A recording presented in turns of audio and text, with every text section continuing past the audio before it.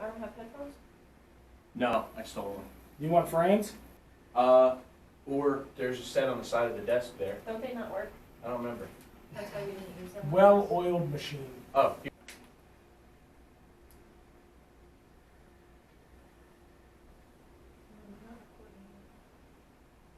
Testing, testing.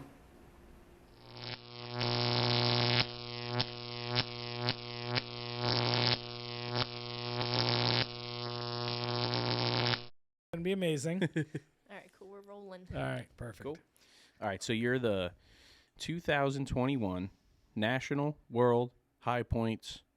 We into introduction? I think we have to. Okay. I think it merits it. This is how you want to do the introduction? Well, let's think. Your National World Northeast High Points Hall of Champions, APBA champion. Yep. Were you the APBA national champion? Got snubbed on that one. Oh, shit. Deception got us. Those fuckers. All right. I blame Fran. He's not here. I can blame him. All right, I got this. All I got this. And I don't have to worry about saying Fran's name this time, so we're good. Velatato. For any pizza. For any pizza.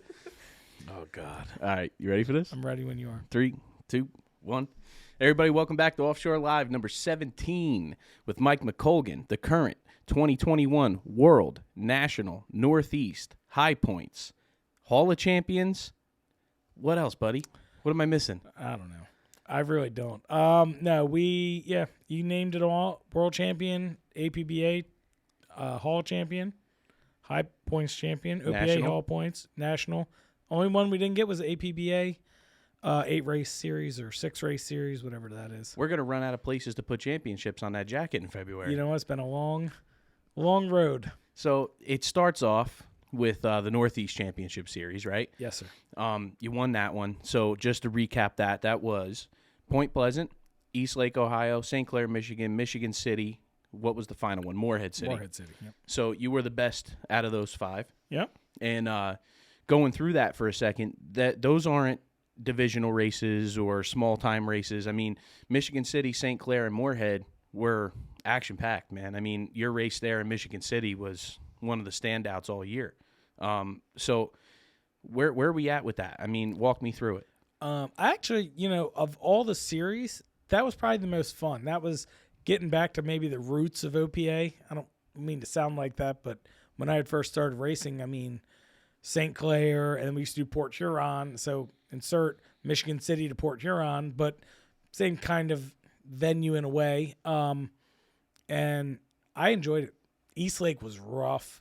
Point Pleasant was rough. I mean, if you go back to OG, OPA, 2004, 5, 6, 7, 8 kind of era, those were the races. And it had that, like that Triple Crown we used to do in like 06, 07, 08. It had that feeling again. It had that like, there's really something to be said for the bracket classes because those races were primarily bracket classes. There's a couple of those, championship series races in there and stuff. But to watch like the East Lake there, right? And what was that, 6 foot, 7 foot stiff? Yeah, it was probably like in that 4 to 6 range. I think it built a little bit after our race, but I mean, we took some flyers. Like of all the years, that was probably the biggest flyers we took. I mean, we lost a GoPro, 2 GoPros. Pam, I think, mortgaged her house to buy more GoPros. And man, it was just brutal. I mean, you want to talk about, beat you up water. That was beat you up. It was stiff. Oh, yeah. Yeah. And what's cool is you get all those bracket guys to show up and show out. I mean, they go out there. First of all, it starts off in the morning with a monsoon that brings literal trees down the river, right? Yep. So we make a judgment call to move the race course out a mile, get it away from all the debris, right? So now nobody can see it. The spectators aren't there because it's a monsoon. There's no spectator boats because they're afraid of all the debris. So here you guys are out in the middle of the lake doing your thing for nobody, for bragging rights. I mean, how does it get any better than that?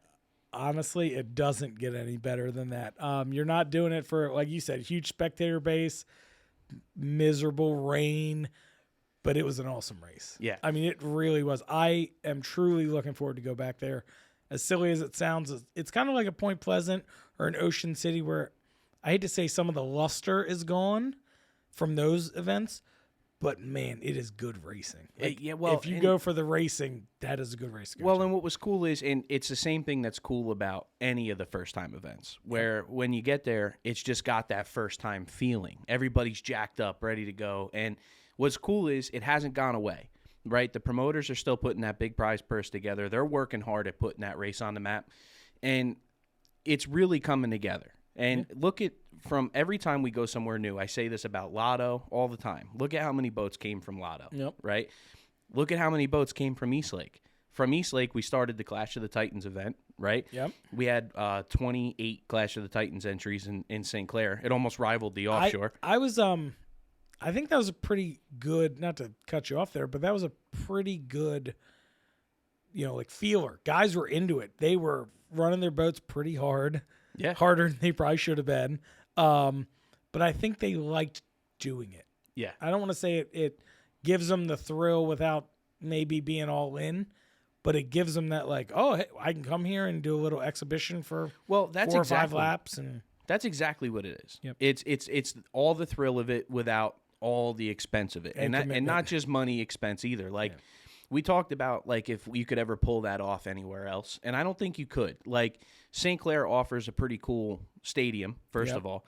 And then also that freshwater flat. You're not going to go beat the boat up. You're not going to rust everything to death. It's just a nice, easy shakedown run for a lot of these boats. Near shore. So, I mean, we race because we want to race. Right. Those guys probably don't race because they don't want to race. Right. I mean, they don't have the money or the means and the, you don't own a 41 Apache, pristine Alevite, 41 Apache or Cougar, the endangered species Cougar, because you're rubbing nickels together to go boat racing. They could race if they wanted to. They don't, whether it's the passion, the drive, the time, biggest thing's commitment. I mean, you got to be all in. Yeah. And they still get to see the fans, people still cheering at them. I mean, with St. Clair, you're going under the drawbridge and people are cheering, like they want all of that stuff. Yeah. So well, I see where it works. And also, I think it kind of revived some of those guys. Like, for instance, his name just flooded right out of my head. But he ran a 30 Panther in Class 4. Oh, his name's Nick, right? His name Nick? No, what is his name? He's going to hate me for this Sean, because I thought, Keller? Sean. Keller, something like his that. His dad has the cigarette, the Kohler? 38 cigarette. Yes, the Cigarette Hawk. Yep. And so he has since then purchased a boat to run in Class 4 and ran his in the actual Class 4 race right after Clash of the Titans. So it's drummed up some new racers. And the boat he bought for Class 4 is actually a really cool boat. It's the old badass. Seahawk. Yeah, it's so sweet. badass. I'm so excited to see that done. Yeah, it's so funny. He was like, man, I'm building a Class 6 boat. I'm building a Class 6 boat. Oh, I bought another Class 4 boat. The other day. I'm like, just couldn't help yourself, man. The other day he was breaking his old man's chops on Facebook that he needed some sponsorship, to get it done.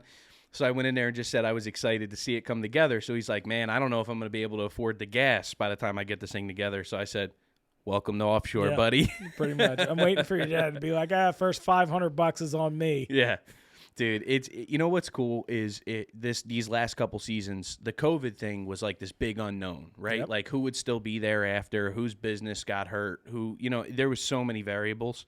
But to come together for this season and see it not miss a beat was fantastic. Yeah. And I mean, you look at Super Stock, not that, I'm a bracket guy through and through, but Super Stock's still growing. I think Super Cat maybe dwindled a little bit. I think a lot of that, though, there's 2 boats that would have been at every event, which is Pro Floors and not Canada Homes. Graydale. Yeah. And they would have been at every event, but the travel restrictions right now kept them.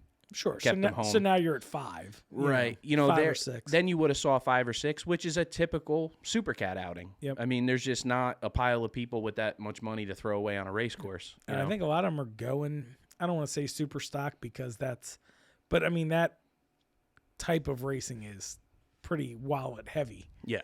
The money those guys spend is up there. Yeah, well, and that's why it's pretty cool to see that factory stock class come together. I guess Chisholm's got half a dozen orders or so. Wow. He's got one in the mold. He's got his sold. building another one. And I heard he already had one out of the mold or a bottom out of the mold or something. Already had it already halfway rigged. So there's 4 or 5 there. I heard there's a Doug Wright coming. I haven't seen anything from Skater yet, but that was in the works mid-season. I had heard that. So that class is coming together. And if you look at that, I don't know all the numbers, but I would assume you're somewhere in that 600,000 to 700,000 range, but done, complete, ready to rock and roll. You need another 4 or 5 for Supercat just to get the hull. Yep. You know, and I'm interested to see how the homologation works with the bottom.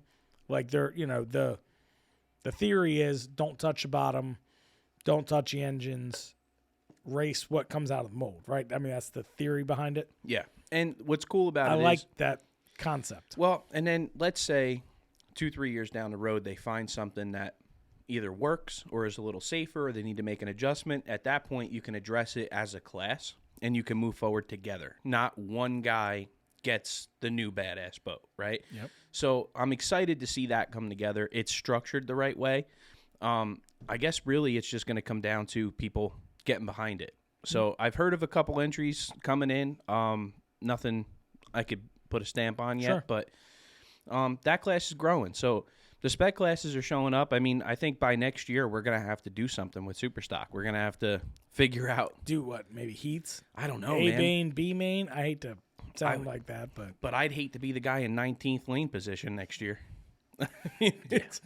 I don't know that if you go to a St. Clair, you can go 19 wide. That's the problem, you know? And so we're going to have to figure something out with them, you know? But what's cool about them is a lot of those boats are veteran racers. Even though they might be new to the class, a lot of them aren't new to racing. So if you do have to make a change, it's not like you're dealing with rookies, you know?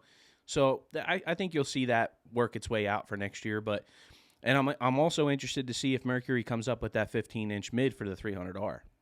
Yeah, I mean, I as amazing as the 300R is, I'm surprised in Class 7 we haven't seen the domination that you would think it would have. I think it's... I mean, because that thing should be, a bracket killer, right? But think about it like this. You know yourself, right? Mm-hmm. As, a 5-time champion in 1 year now? Oh, yeah. Yeah, loads and loads of champions. Okay, raining so them down. If I put 1,500 horse in your boat, does that make you win every race? Might help. It's not the motor. You know, it's the crew. Does it help? Absolutely. But it's the crew. No, I agree to that. And that's not a knock against any of the guys running 300Rs, but it's not a bolt-on, now I'm guaranteed to win. It's not, you know. And if you look at that class, the 60-mile-an-hour stop really puts it at a disadvantage in a lot of ways, where if it was a little faster to where they couldn't hang that 60 number through the turn, then acceleration comes in, right? Yep. But at 60, most of those boats can come through a turn at speed. Yep. So the acceleration isn't that big of a deal. And when you look at those 300 XSs, they spin such high RPM that it's kind of an advantage to run the two-stroke because you can keep it up in the RPMs and run a smaller prop versus the 300R, where if you put a small prop on it, it doesn't sense load, it cuts the power back. I mean, there's a million issues with those. Yeah, no, so I get it. It's like the fuel injection carburetor deal. But what's cool is reliability. So you look at all the 300Rs that we saw this year, no issues. Even Jackhammer, where they sunk in St. Pete. Well, yeah, and did you hear what happened you probably didn't hear what happened in Inglewood, did you? No. Apparently a water hose came off on Saturday, filled the cowling. It's so sealed. It filled the cowling to the top and shut off when it took water in the intake. No shit. Yeah. That's pretty wild. So they pulled the cowling off and got drenched because all of 2 gallons of water came out of the cowling.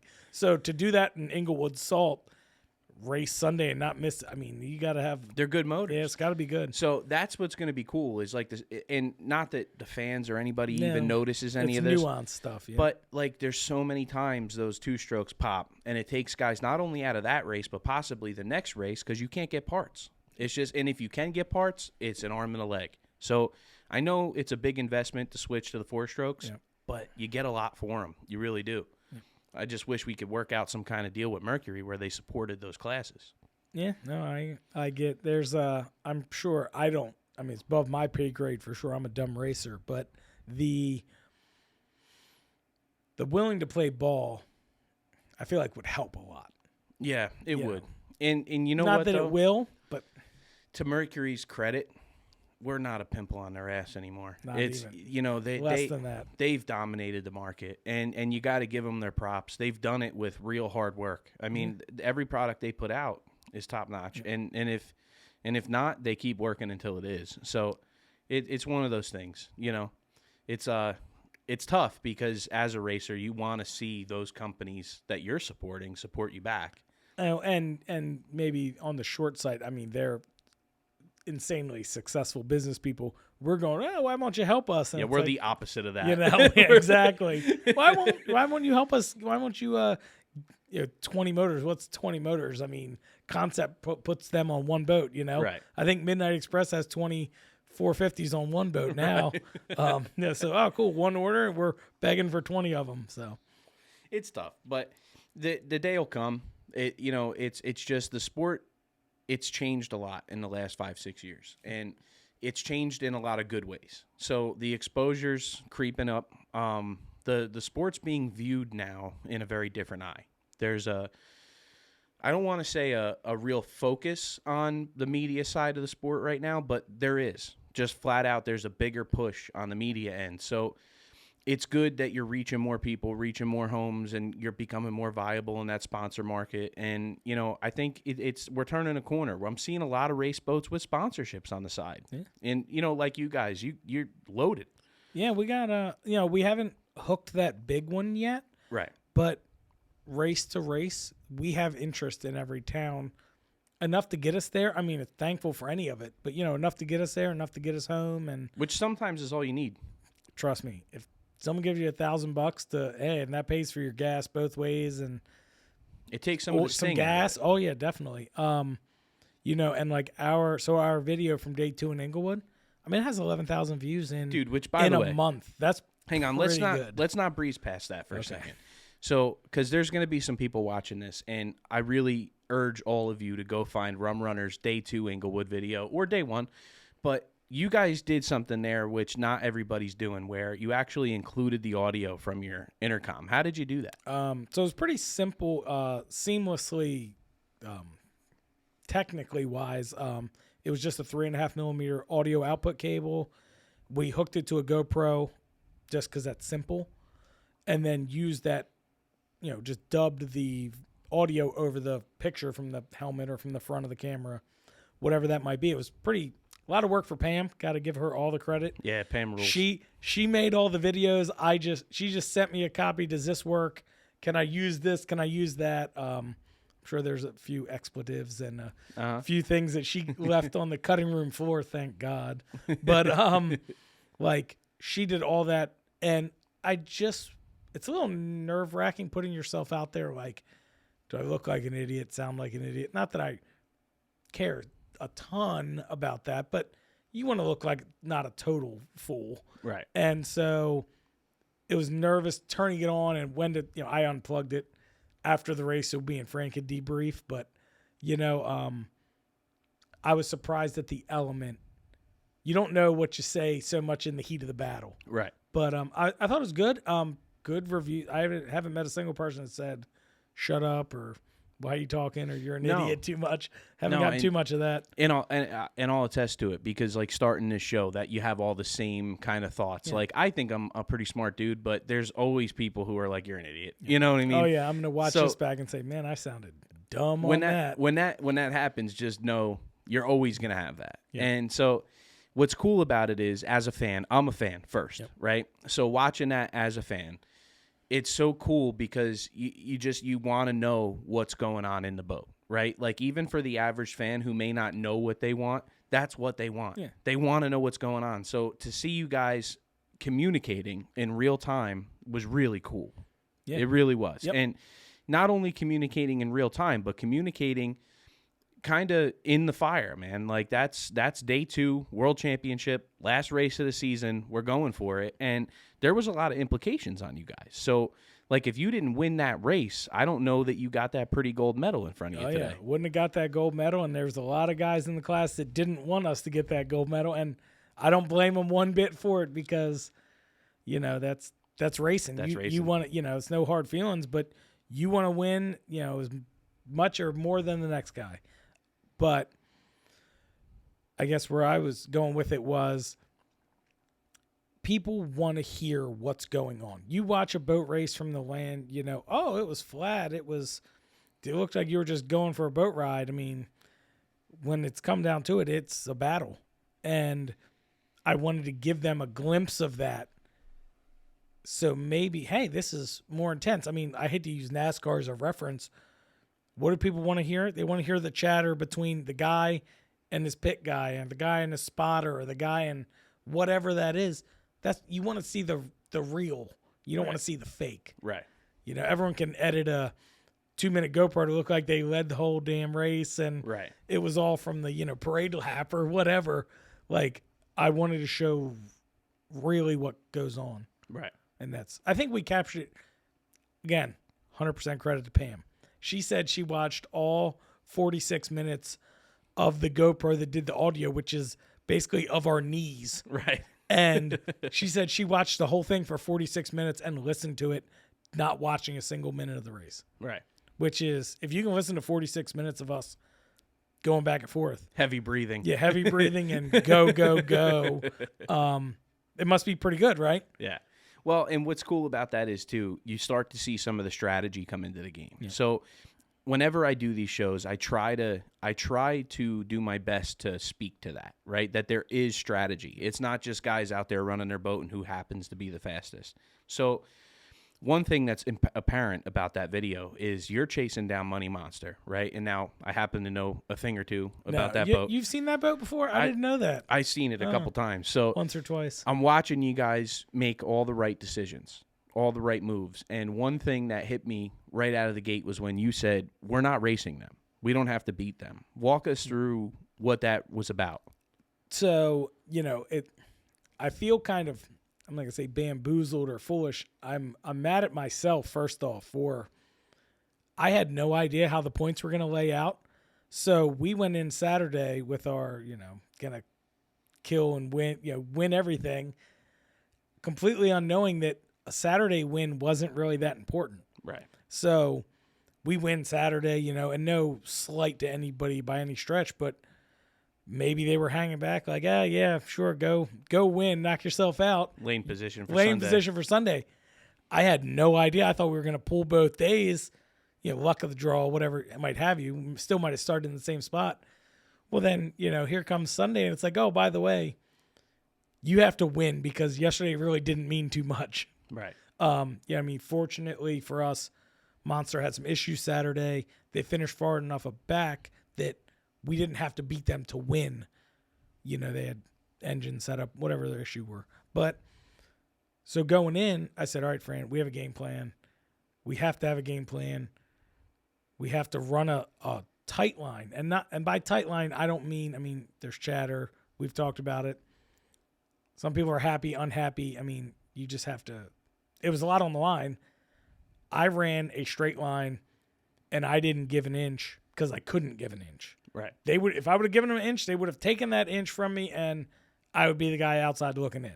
Right. So I ran a hard race, fair race, but hard, and I knew that we had to be at the front of maybe not the front boat, but we had to be at the front of the pack to have any shot. So when it all shook out, Monster was ahead of us. Immediately I knew they finished worse than third. They can finish ahead of us. We'll still win. So it's like a forever calculating thing in your head. In the same breath, you can't, like I told you earlier, you can't be the cheese on the sandwich. Nothing worse than a boat in front of you you're trying to attack, and you're trying to defend the guy that has enough skill and experience to get inside you and ruin your day. Right. And then if they get inside of you, they're going to win. Right. So how do you attack and defend at the same time? So I was just trying to be as tight to them and still run a tight line and make them go around the outside. And so the move there where you're running down Money Monster towards the end, which I'm assuming, I think in talking with Tim, the driver of Money Monster, Tim Vandenberg, he had said to me that the power steering belt must have came off a couple laps before the rest of the belts. I don't know if that's what he said. I know it came off on Saturday too. Right. So I don't know if it was their belt issue or whatever, but the boat was starting to labor. Yeah. And I was trying to, I was landing on its side more and more. And anyone knows, like, it's usually a sign of you're having steering issues. Yeah. It's you know? fatigue one way or another. Yeah, exactly. Yeah. And so I saw it, and, you get excited, like, all right, I'm going to start putting the full court press, as a basketball term, to, on them. But how do you do that? Because if you're going to try and attack, you then have to not defend. Right. And it's, again, a nuance that, most people probably don't understand, but I have to leave the door open in order to try and close the door on the guy in front of me. Right. And that is a bad feeling when you have a guy that knows that. Well, and there's risk reward there. Yep. So, like, you may or may not have gotten Money Monster. Yep. So in the situation where you don't, now you're the bonehead that handed the world championship away. All it takes is them cutting us off, or us jumping outside, and then next thing you know, Smith Brothers or whoever, it was Smith Brothers, but someone's inside you, and your whole weekend is shot. For us, that would have cost us APBA Hall champion. That would have cost us probably OPA High Point champion. Probably would have cost us 2 or 3 important things to us. And I guess I wish there was a way to explain how to defend and attack at the same time. I don't. Well, and it's it's like tough. impossible. Imagine if, like, for anybody listening to this that's going, what in the hell are these guys talking about? There's 3 turn buoys in one turn. So if you leave the door open, which means if you're a little wide into one, then you leave the door open for the guy behind you to take the inside from you. Your game is to make sure you get to the exit buoy before they do, so you can close that door back off. And if you get to the exit buoy and say Money Monster there comes across your bow and hoses you down and nicks, every lap, and now let's say that water hits an MSD box, or the carburetor drinks a little, or the Jeep or the iPad. That happened to you in what? Yeah, 17 or 18. Yeah, with it shut Mike? my GPS down. Yeah, so it's tough because you want to be aggressive. You want to go after the boat in front of you, but you got to beat the boat behind you. It's a tough spot to be in, and then also you get caught up racing that guy in front of you or dealing with his wake, and that guy behind you starts to make ground. So it was really cool that you guys did that, because listening to you in real time in the boat, the one thing that's apparent is how real it gets, right? Like, oh, yeah. So to me, it's why I'll never lose my love for Class 6, Class 5, Class 4, where you get that real nasty, gritty racing, right? Like Class 7's got it in abundance as well. I'm sorry I stepped right over Class 7, but it's hard to cultivate in anything else, where it's a group of guys that really understand this sport. The Class 7, 6, 5, 4 guys are guys that run most of the races on the schedule. They've been around the longest. A lot of those guys. You're racing against the Smith Brothers. I started racing against them in 2009. In 2009, they were veterans. Yeah, they were 20-year guys back then. So it's tough, man. It's a shark tank. And it's really cool to see, like, not just the GoPro video of the boat running and the motor whining. It's you guys also getting your brains beat in at times. It's just cool, man. It added a cool element, and it's cool that you're doing it, and I know that other guys are going to do it, because how do you not? It's just so cool. Yep. And anyone, if anyone watches and they want it or have any questions, reach out. I'll help you in any way if you want to do it. Well, essentially, when you say 3.5 millimeter, it's an aux cable. It's an auxiliary cable, and you can go to any audio input source. You can go to your phone. We've done it to your phone. It'll work.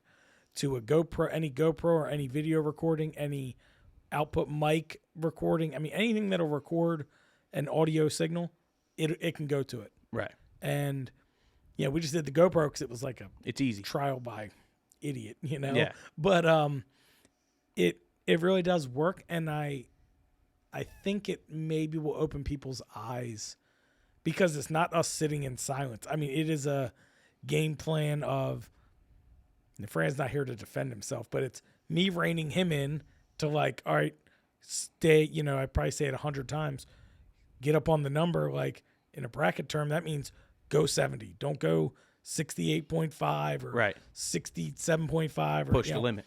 Get up on the limit. Yeah. And then in the same breath, I'm going, get up on the limit, don't break out. So I'm asking something impossible of him, right? But it's It's what you have to do. Yeah. Like, and that sounds crazy, but go fast. Don't go too fast. Don't go too slow.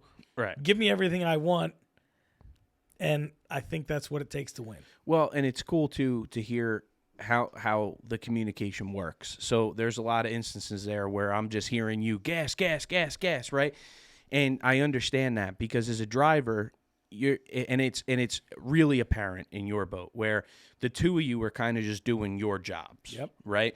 Whereas that's not the case in a lot of boats. In a lot of boats, there's one guy barking orders at the other guy, right? Yep. Or a girl. Well, right? that's kind of in ours, he doesn't do much talking. Right. But I'm doing a lot of it, kind of like here. But you showcased how, in my mind, it should work, right? Where as a driver, your eyes up, watching the competition, making moves. The throttle-man's doing his job, keeping you on the number. Yep. So in hindsight, right, when you look back, it's your job to tell the throttle-man what you need to deal with what's in front of you, so right? You know what's funny about that, right?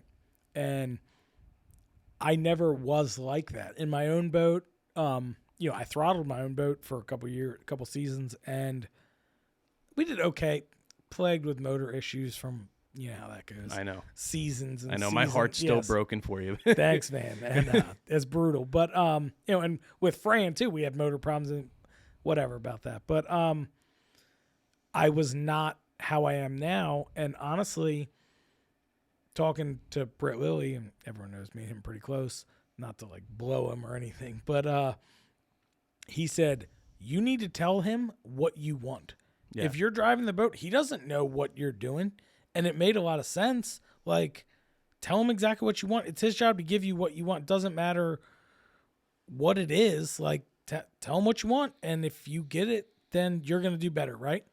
If the boat's not under power, you can't really do anything. Kind of like a jet ski. Yep. Exactly. A lot of people run a jet ski, so they get that reference. Like, if you're not under the gas, you can turn the wheel and it might go a little left or right, but it's not going to do what you want. It's going straight. So tell him when you want the gas, tell him when you don't want the gas, tell him whatever you want, trim, whatever, and then it's his job to give you what you're asking for. Well, and to that point, right, it's working perfectly, right? And now a very important aspect of this is the camaraderie between you and Fran. Yep. So, like, I can tell you from experience, if you put me and my brother in the same boat, there's a 90% chance we're going to be fist fighting after the race. Like, really? It's just, you put two idiots like us, two alpha idiots in the same place who's trying to tell each other what to do. It doesn't work, right?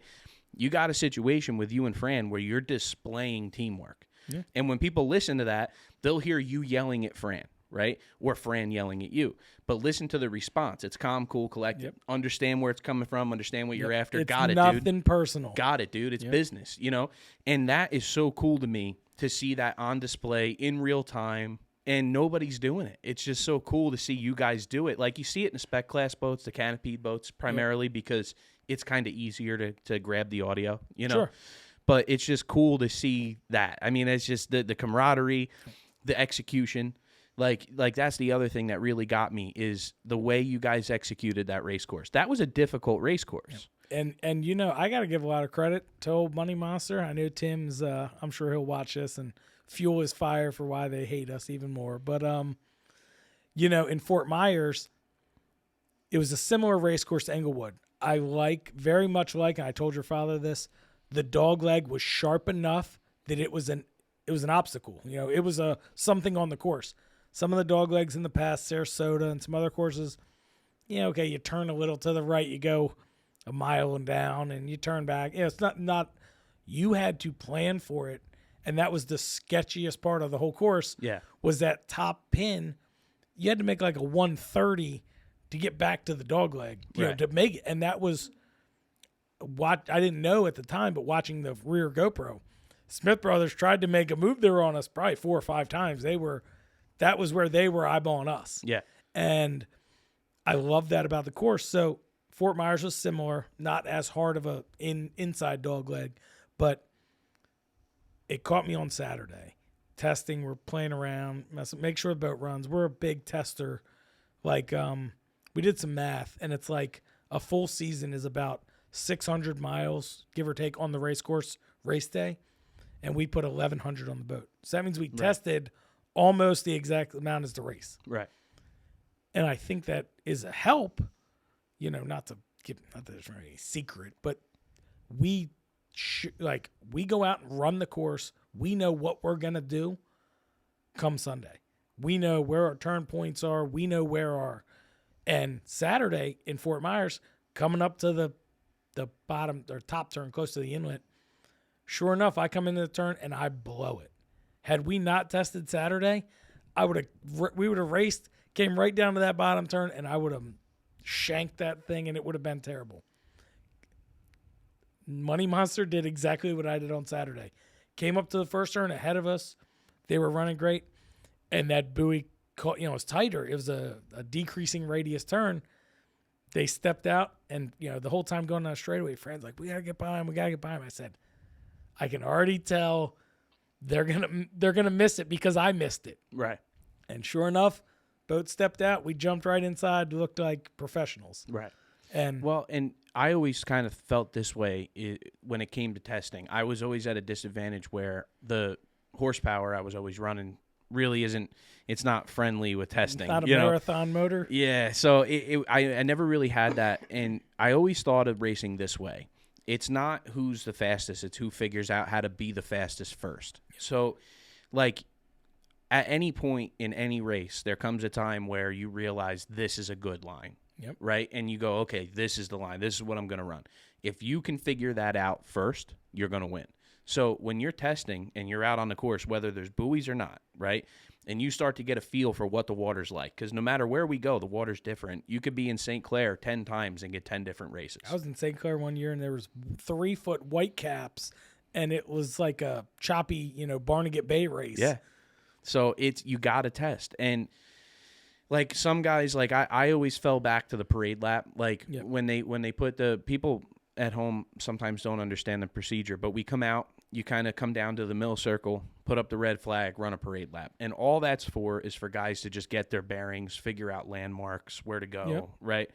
So I always hung back, let everybody go, and kind of use it. You've seen a similar pattern over here too. You have to, and you kind of use it as like a mini test session. You go, okay, now I see, like from shore, you look at the buoys and you think they're one way, and then you get out there and it's totally different. So I would sit back and kind of just look and go, okay, I see how you need to get through here. I see where you need to be to get here.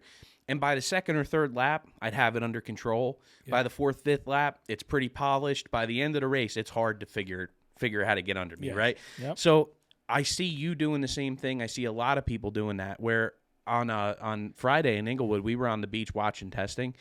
And I never watch testing because there's always one or two boats. You don't ever really go watch. Yeah, it's not a action-packed. Friday was an all-day event in Inglewood. There was like 30 boats running all day, So it was cool to see the guys figuring that course out. And I really think by Sunday, you saw some of the best racing you're ever going to see because it was tuned in, man. It was the line was figured out. The competition was there. Everybody was lined up. They knew what they were fighting for. I mean, it was really cool. Yep. And I think we wouldn't be doing justice if we didn't say anything about the Class 7 guys.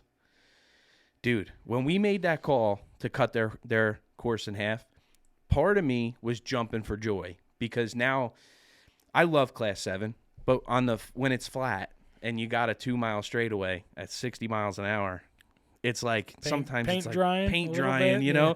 And having been in Class 7, I can say that and know it's not like I don't mean any disrespect. And they wish that they could run faster at times because those long, drawn-out, flat water races are boring, right? So we decided we're just going to cut that down in half and keep it right in front of the fans, right? I thought it was a solid move. It kind of reminded me of Lotto this year when they had the tri-hulls. I don't know if you saw those tri-hulls. Yep. I mean, I don't want to say that's what you have to make Class 7, but it helps. Yeah, no doubt. More turns, that gives you more opportunity. Any bracket racing, you're not going to turn on a straightaway. That's why Lake Apacon always gave good Class 7 racing. Right. Maybe not so much. I don't know. They do want to race super stocks there or something. Right. But, man, Class 7 was good, 6, 5. Any of your classes where you need to turn to win. Yeah.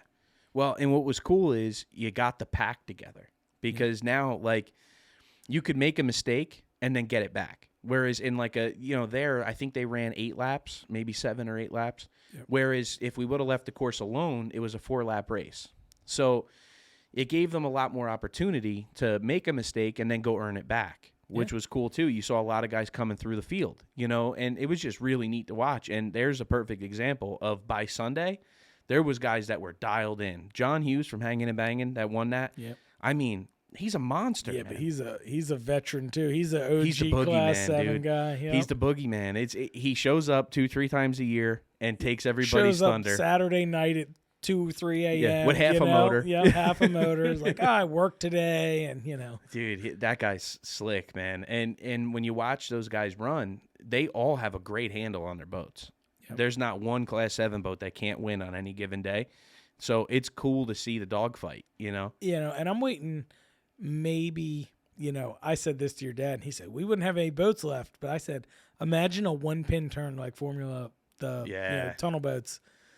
Could you imagine a 1-pin turn with Class 7? It'd be awesome. It would be carnage, but it would be awesome. It would be carnage, but it would be cool because you'd get to see a lot of different angles of attack. I just like, I'm a firm believer in you have to expand and grow. You can't just keep doing the same thing. You look at any pro sport, any of the big stick and ball, basketball, baseball, whatever. They're always trying something. With football, they move the extra point back, 10 or 15 yards. And throw a different element at them. Throw something different at them because people will start gaming, not gaming the system, figuring the game out. Yeah. Or figuring the system out. And that's kind of, I like that we've moved the courses, change them, add a dog leg. I'm not saying I want lefts and rights and a road course, but I do. Okay, there you go. I do. Dude. Like it is circuit racing. Like everyone says, and if I've read it once, I've read it 10,000 times. Oh, it's not offshore. It's not going 500 miles in a straight line. And I get that.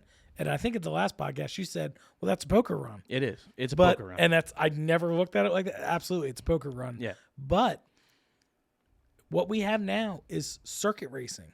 And circuit racing is just as good. Yeah. If not, it's probably better, honestly. The one thing that really eats me up is that I don't even, the veterans, the older guys, they don't respect the new guys. And it's really heartbreaking because it's almost like I'm upset that you're cooler than me kind of thing.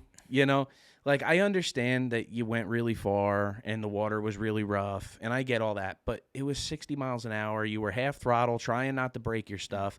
You lit it up at the end if you were even miles from second place, right? And I get it. It's cool. It probably was difficult in a different way. I think it was more than difficult. I think it was more difficult than what we do. But what we do is different. It's not worse. It's different. And they knock down these new guys, and it's heartbreaking because like I can remember being a kid. So I'll give you a for instance. We had Charlie McCarthy and Billy Martin in here, right? Billy Martin, great guy. Charlie McCarthy too. No slight on him, but two guys I respect more than most. Okay, and one thing I really respected was both of them sat here with me in this room for 3 hours, and never once knocked down what we did. Because Billy had done it and Charlie can respect it. And we had lengthy conversation about the differences between then and now. And that's all it is difference. It's not that these guys don't run in rough water. Watch Cocoa Beach.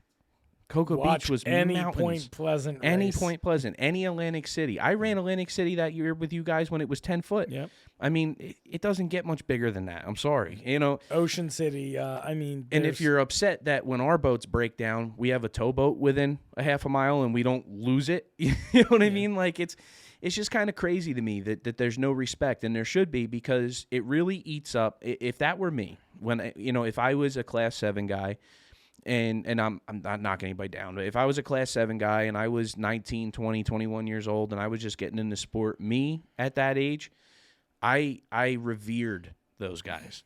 I would walk around the pits when Billy Martin was around and just go gaga. Like I was like dumbfounded that I was in his presence, okay? Yep. If he would have turned around and called me a inshore racer, this isn't back real. When this offshore was real offshore. It would have broke my heart, man. So and now I'm a little more seasoned and I can look at that for what it is, and I have no want to break their balls or tell them that they weren't cool. They were cool. They were cooler than us. The stuff that they did was, they raced what they had to race. If there was inshore, I hate to say inshore, but if there was circuit racing then, they would be doing the same thing.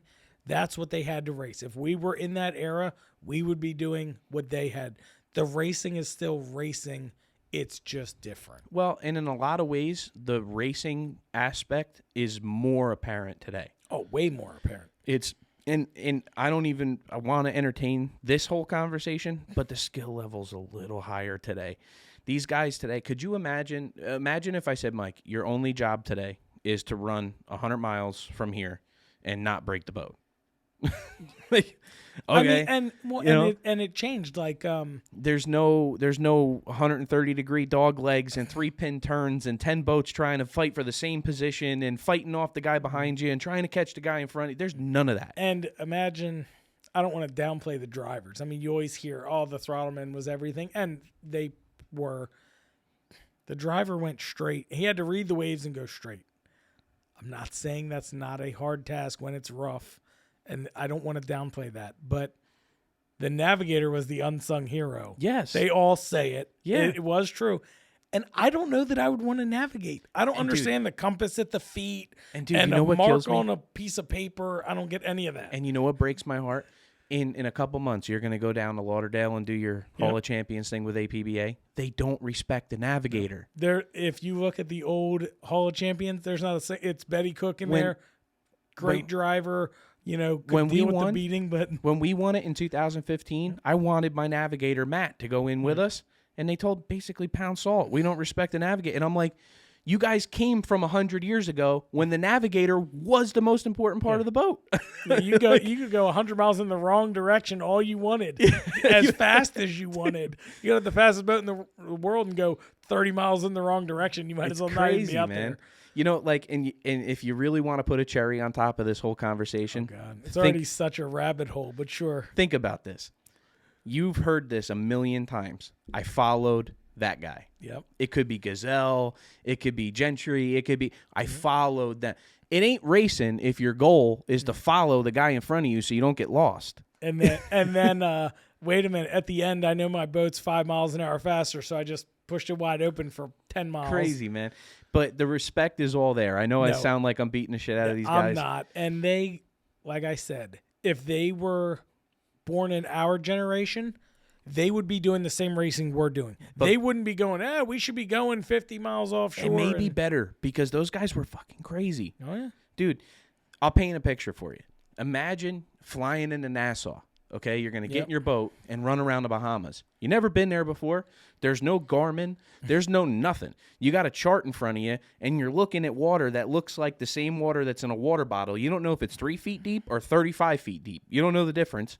And somebody says, cut through here. The navigator's going, cut through there. It looks good on the chart. When you don't even know if you're where you think you are on the chart.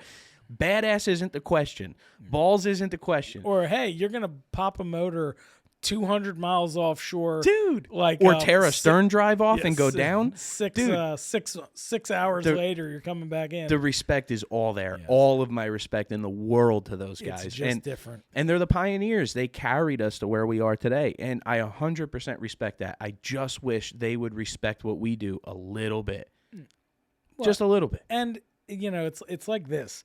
Even if you have 75% of the people that love the racing we do now, you're going to have 25% hate.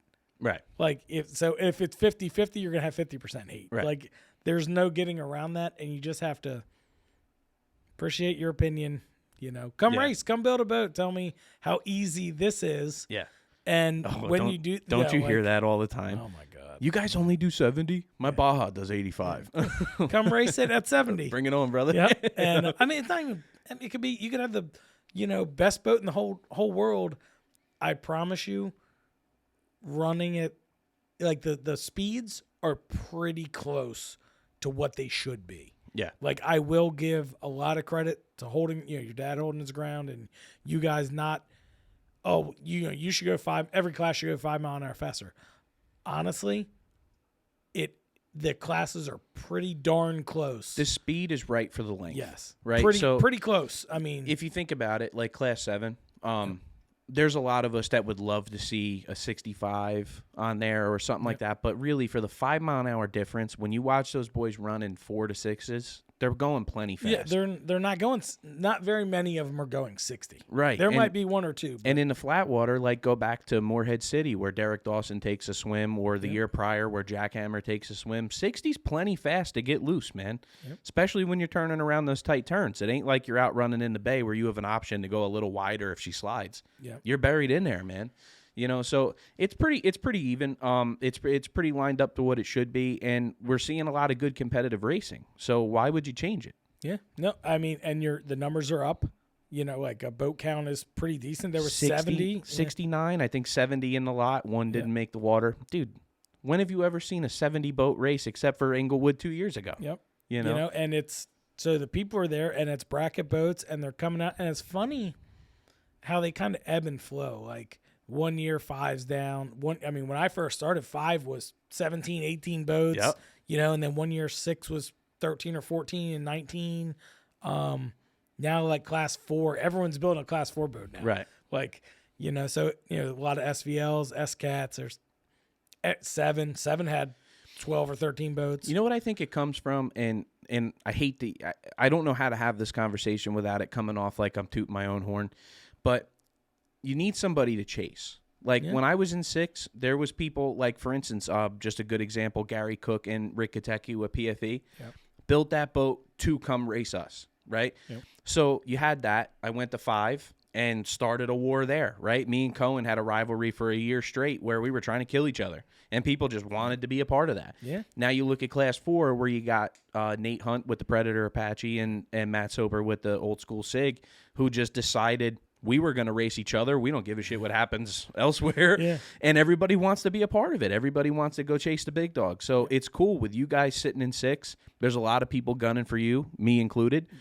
You know, 5 is coming together. Woody and Shoreline had a war this year, and the Bulletproof Warlock is not far off them. Nope. You know, so you're seeing top dogs stay where they should. And be the top dog and watching the competition rise to the occasion. Yep. You know, look at Smith Brothers, man. They've been around forever. And they have been the top of the heap for a long time. And now you guys, Deception, Money Monster, Nick Holber. I mean, I forget, what's he called? Punching Holes. Punching Holes. Yep. And Sam Tom, there's guys that are really serious about this. And they want to, like, that's honestly something maybe I personally struggle with. I mean, maybe not Fran. I can't speak for him, but for me, it was like I was told by a guy that's won a lot. He said, when you start winning, some of your friends in your class aren't going to be your friends anymore. Yeah. And I thought to myself, no way. You know, like I'm a pretty likable guy for the most part. You know, people love me or hate me, but the ones that love me really love me. And sure enough, I see it where, you know, you get the comments, hey, how are you? We're okay. And then after the race, it's, oh, good race, I guess. Or, you know, like they get, I know that it's just the competitive side of them. That's why they're there. 100%. We're not there getting rich. It's not like, you know, I'll count my hundreds and I'll give you one. And you know, like we're doing it because we love racing and we're competitive. So that when we're on the top, you're going to have people that don't like that we're on the top. It's not that they don't like me or Fran or whatever, because I'm the first guy to give them anything I have for them to beat me. Right. I've given Deception my GPS. They lost theirs like overnight. And it's 10 minutes for a race. Oh, my God, what are we going to do? And it's back. The old GPS guy was like, oh, sorry about your luck. Guess you're not going to race. And I said, I've ran to my, just a lotto, ran to my trailer, got him. This is 5 minutes before we leave. Ran, all right, the serialized it, cleared out. It's good. Gave it to him, hopped in the boat, and they beat me. Right. Like, they would have literally been DQ'd. That win would have given us an APBA championship in 19 had they not had the GPS to win. So I literally gave them the tool to beat me. And I'm totally fine with it. So I'm that way. I want to earn the right to beat you. If you beat me, that's fine. You beat me. You earned it. And isn't it strange that we promote that? Like like you would never watch on Sunday an NFL team that called, the Patriots don't call the Browns and go, these are the plays we're going to be running. Yeah. You know what I mean? Like here. Oh, you guys don't have footballs? Here you go. Here's some footballs. Practice. Yeah, they don't Get do better. that. Like, and it's cool and it's confusing at the same time. Like, and I think on the last podcast I asked you guys about this because it's funny. The 6 guys will come up to me and go, all I want to do is beat Mike and Fran, and all they want to do is teach me how. Yeah. And it cracks me up, but that's what you want, because the one thing that nobody wants, as funny as this sounds, like as weird as it comes out, nobody wants to just dominate every race. No. Like if you're winning and you're winning a lot, you start to Jones for that dogfight. Well, that and my thing is, I don't want to be a class killer. Like I don't mean for that to come out cocky or anything like that. I don't want to point to where we win to the point where it's like, I don't know why I'm even showing up. And again, I don't have an ego like that, so I'm sorry if it comes off that way, but I want everyone to get closer and better, and if I can help you with that, honest to God, I will give you. Now, if you listen, that's up to you, but I will give you everything we do for you to do better and hopefully beat us, and then we can try harder. You just don't want to get out front and, what are you doing today? Nothing, like everyone wants that competition. Tighter the competition, the more eyes on us, the more sponsorship opportunity, the more interest, the more views, the more, the camaraderie. If the camaraderie's up, I still want to try and win or win, but I don't want a guy to give up because he doesn't know that he doesn't know something. Right. Well, and I can give you a little bit of an example there, right? Like when I first started racing, I was extremely lucky to, first of all, be allowed into Class 6, right? I showed up with a 5 boat, and the Class 6 guys were like, you're never going to run 5 with that thing. Come run with us, So that was cool. But then not only that, but to be taken under the wing of Rich and Pete with Smith Brothers. They're gentlemen on a race course. They're very clean the way they run. They'll leave you the room, but they're also crafty, and they know how to get it back. Sure. And I went through maybe 4 or 5 races that year where I had the lead and gave it away. I would just let them by me. I didn't know how to keep them behind me. I couldn't figure that out, right? And I can tell you on probably a dozen occasions where Rich and Pete would sit me down and tell me the things I was doing wrong, what they were seeing, and how they're getting me. And I remember then not really understanding the importance of it, but or like not believing them. Yeah, sure. That's what's going on. Well, I believed them. Like I always knew their intentions were good. Like we were very tight, and they wanted to bring me up. They wanted good competition, and it was really cool of them to do that. And looking back now, I'm super appreciative of those opportunities, because had nobody done that for me, I probably would have been a flash in the pan. I probably would have decided, man, this ain't for me.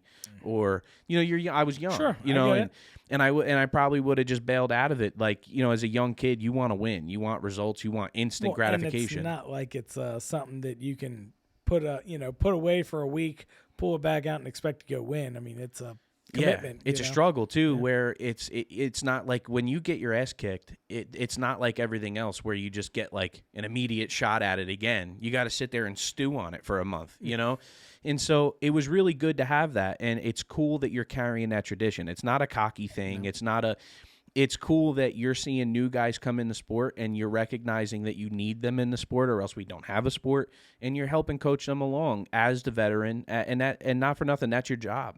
Yeah. That's, I think that's the right thing to do, and it's really cool that you're doing it, because I know 3 or 4 teams came up to me in Michigan City alone, just praising you guys, like thanking me, like, man, I just so cool to be a part of this, and you don't get those reactions unless they feel a part of it, and you really did a good job of bringing people into the class. Well, I mean, I looked at it like, we're not getting rich. If we're racing for $1 million, maybe I'll keep all my secrets to myself and, whatever. But we're doing it because we genuinely like competition. All boat racing is kind of gentleman racing. We're really not doing it for much else. I mean, a few dollars here and there, but, so what do? Do you show up and, that guy's struggling? I know what we could do to fix it. Sorry. Yeah, I'm not going to tell him. I'm going to let him struggle.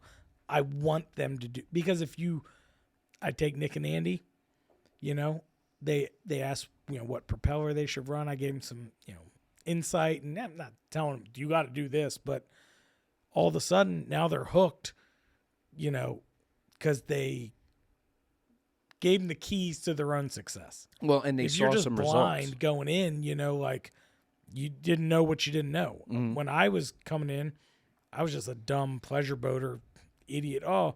Was racing on the bay every weekend, and like someone said, I should race. And I said, well, that's a great dumb idea. Right. And that's how I went down the road. But then I was smart enough to listen to the people who won and not listen to the people who didn't win. Right. I know, and that's no slight on people that don't win, but clearly the people that win have something figured out. Yeah. So I would ask them questions and, what are you doing? And I wasn't winning, so they were happy to tell me. Right. As I started to win, that information became more scarce. Yeah. But I listened to the people that were doing good. Yeah.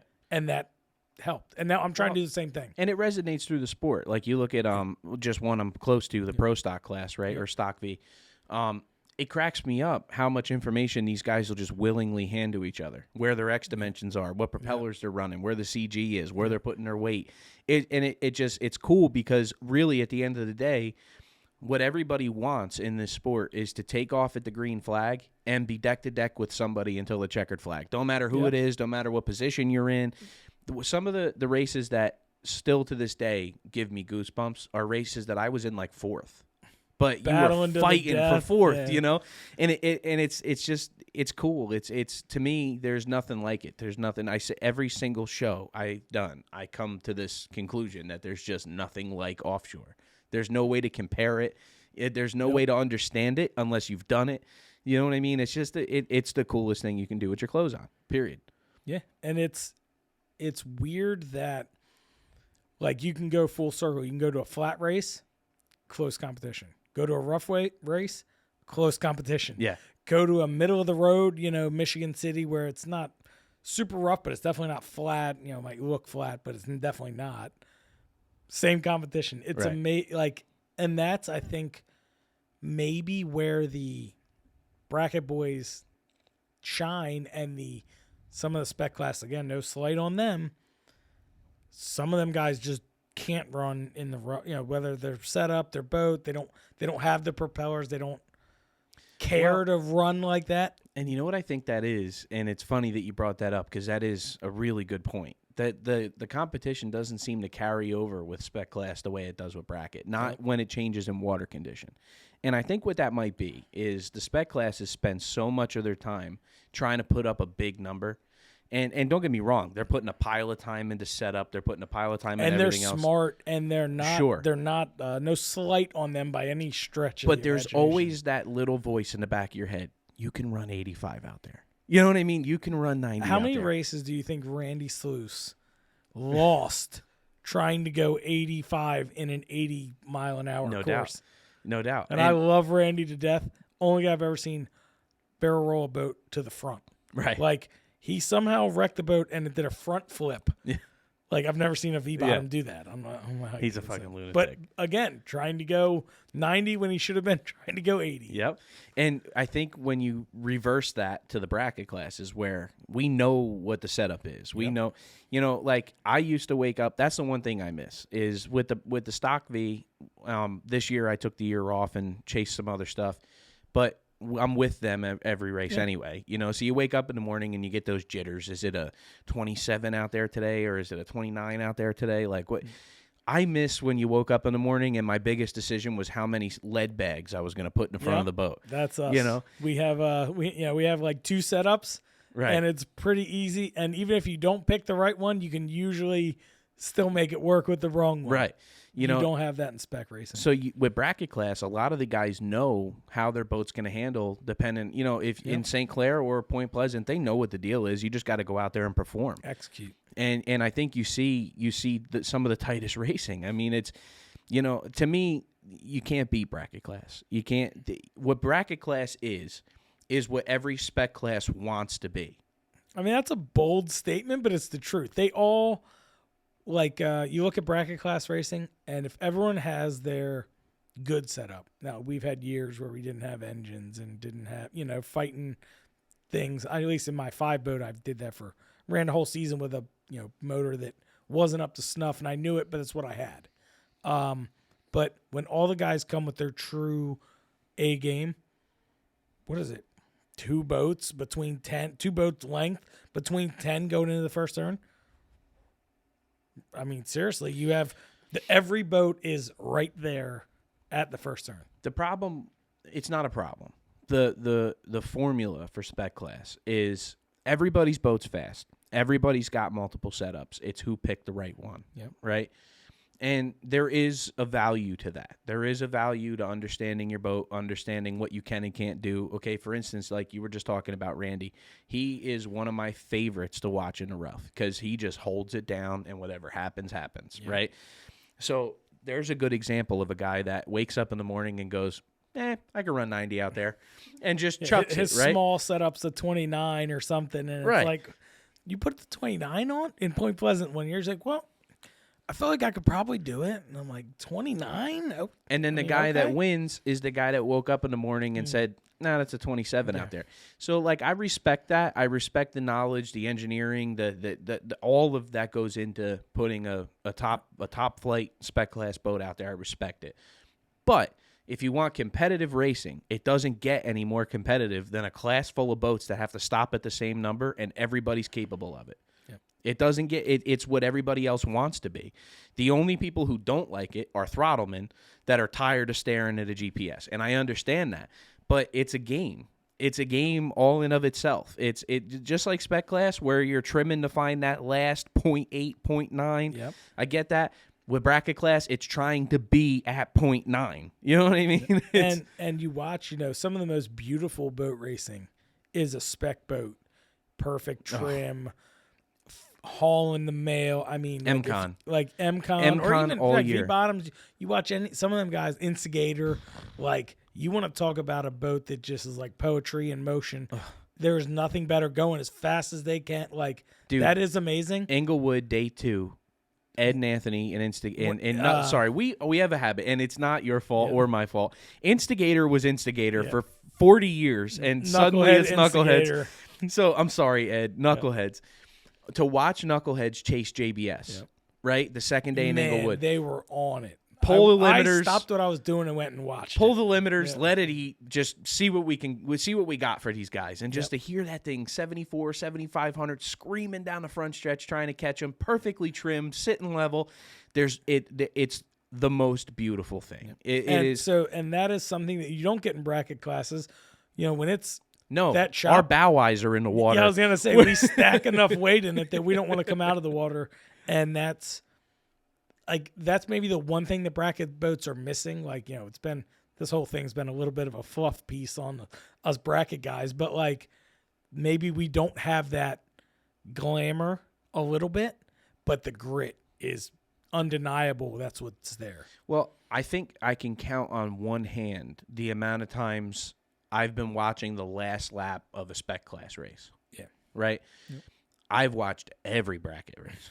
And I know how it seems, I know how it sounds, but my position stays the same. 17 episodes in, I'm still saying the same goddamn thing.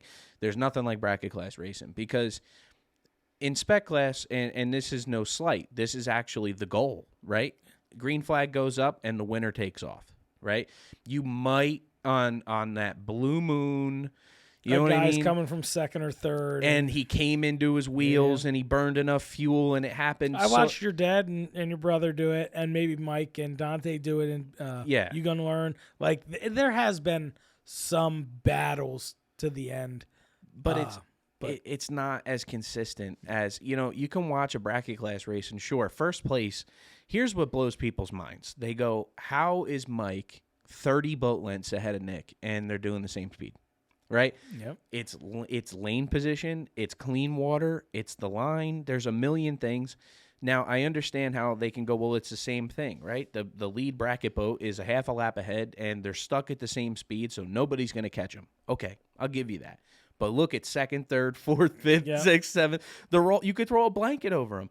That to me is worth it. Like watching that race is so cool compared to, and I love the spec classes, but they shake out so goddamn fast, man. It's it's almost like 2 laps and I can walk away. And if you ask me who won at the end of the day, I could probably tell you. Yeah, they either won or they broke mechanical. Yeah. One or the other.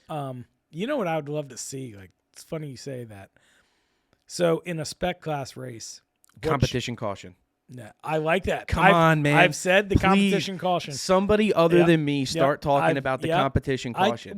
talked to your dad about that somewhere. Dude. Was it Lake Apacon maybe? It's such a simple Yep. solution. They do it in like Pro 2 and Pro 4 trophy truck. For some reason, if you mention a caution in offshore, everybody gets mad. Well, you know what's funny is I mentioned, this is 2 years ago or 2020 maybe, I said, hey guys, why don't we pull a chip, a ball, a card, or whatever for lane position at every race?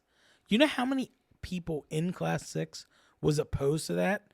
They thought I was trying to gain an advantage. I said, we're going to every race. So if you don't show up to one, we're inside you. Right. We're starting inside you, and you guys don't want that, obviously. Like, we're the tip of the spear at the moment. You don't want us to be inside. You know, that's we accelerate pretty good. We turn pretty good. We do everything pretty good. The last thing you're going to want is us to have that advantage. So why don't we get rid of that? And it's not going to penalize someone that can only make 5 or 6 races. You're up to the luck of the draw, just like us. Yeah. And we used to do that. And I'll tell you, I just don't know why. I was met with opposition like, are you crazy? No way. No, like, well, and I think it might be silly to totally shut the idea out, but I will tell you this, that there is some data on it. We used to do that. okay. Now, That was pre my time, so well, okay. And here's the situation that comes of it from time to time, where you'll go 5 races in the middle of the pack, Mhm. and it's like I can't. You know what I mean? I can't get ahead. I'm starting 6 out of 12 every race. I mean, I get that, but that's Whereas- that's the luck of the draw, right? If you I agree. don't go to if you start at 6th, then what, you get 4th? So you're just going further to the outside from that. Too. I know. Like, I know. And I think the swapping lane, the finishing order Mm-hmm. to the lane positions of the next race is probably as fair as you can get it. I won't say it's the most competitive way to do it. okay. But whereas, like, if you get a guy that just can't buy a win, Mm-hmm. if he has an issue where maybe the next race he starts 2nd, 3rd, 1st, something like that, right? He got a shot at some point in the season to go win one, right? Yep. And sometimes it's not the skill, it's luck. I mean, Sure. it's, like you could be the best racer in the world and just have shit luck, right? Mm-hmm. So giving the guys a chance to start on the inside and kind of show what they're made of once or twice a year was worth doing, because it would keep guys in the game. It would, listen, as well as I do, there's a lot of circumstances where you could give a guy the pole every time and you're going to get around him. Yeah. Right. Probably. So it doesn't necessarily mean you handed him a win. You know what I mean? But you gave him a shot. You know what I mean? And okay. that's it's up to them to take it. right. Gotcha. And so whereas if you do the luck of the draw, you could be the most unlucky person. You know what I mean? And just it's just the way it goes. I get it. I just feel like it takes the rewarding the guys. Like, we go to every race, for example. Like, me and Fran, that's what we do. We race. Like, doesn't matter My argument in the beginning was you should start in the order you finished in every race. Yep. There should be an incentive to race hard. Like, there was I have no problem talking about this. In like maybe 11, I threw the last race of the season. So you could start on the pole? Yeah, because we had it. We there was no way we weren't going to win the Nationals. So we literally gave up that race to make sure we started first for the Where Worlds. it really mattered. Right. So I mean, there could have been some of that strategy, like we talked earlier, in Inglewood this year. right. And I was oblivious to it, and I'm mad at myself. I'm But just it's- mad at myself that I missed that blatant, like, man, Well, I'm an idiot. But think about it like this: it's always a roll of the dice. Because now, let's say you played it that way. Let's say Nothing's guaranteed. we're just going to suck wind today, and we're just going to get a good lane for tomorrow.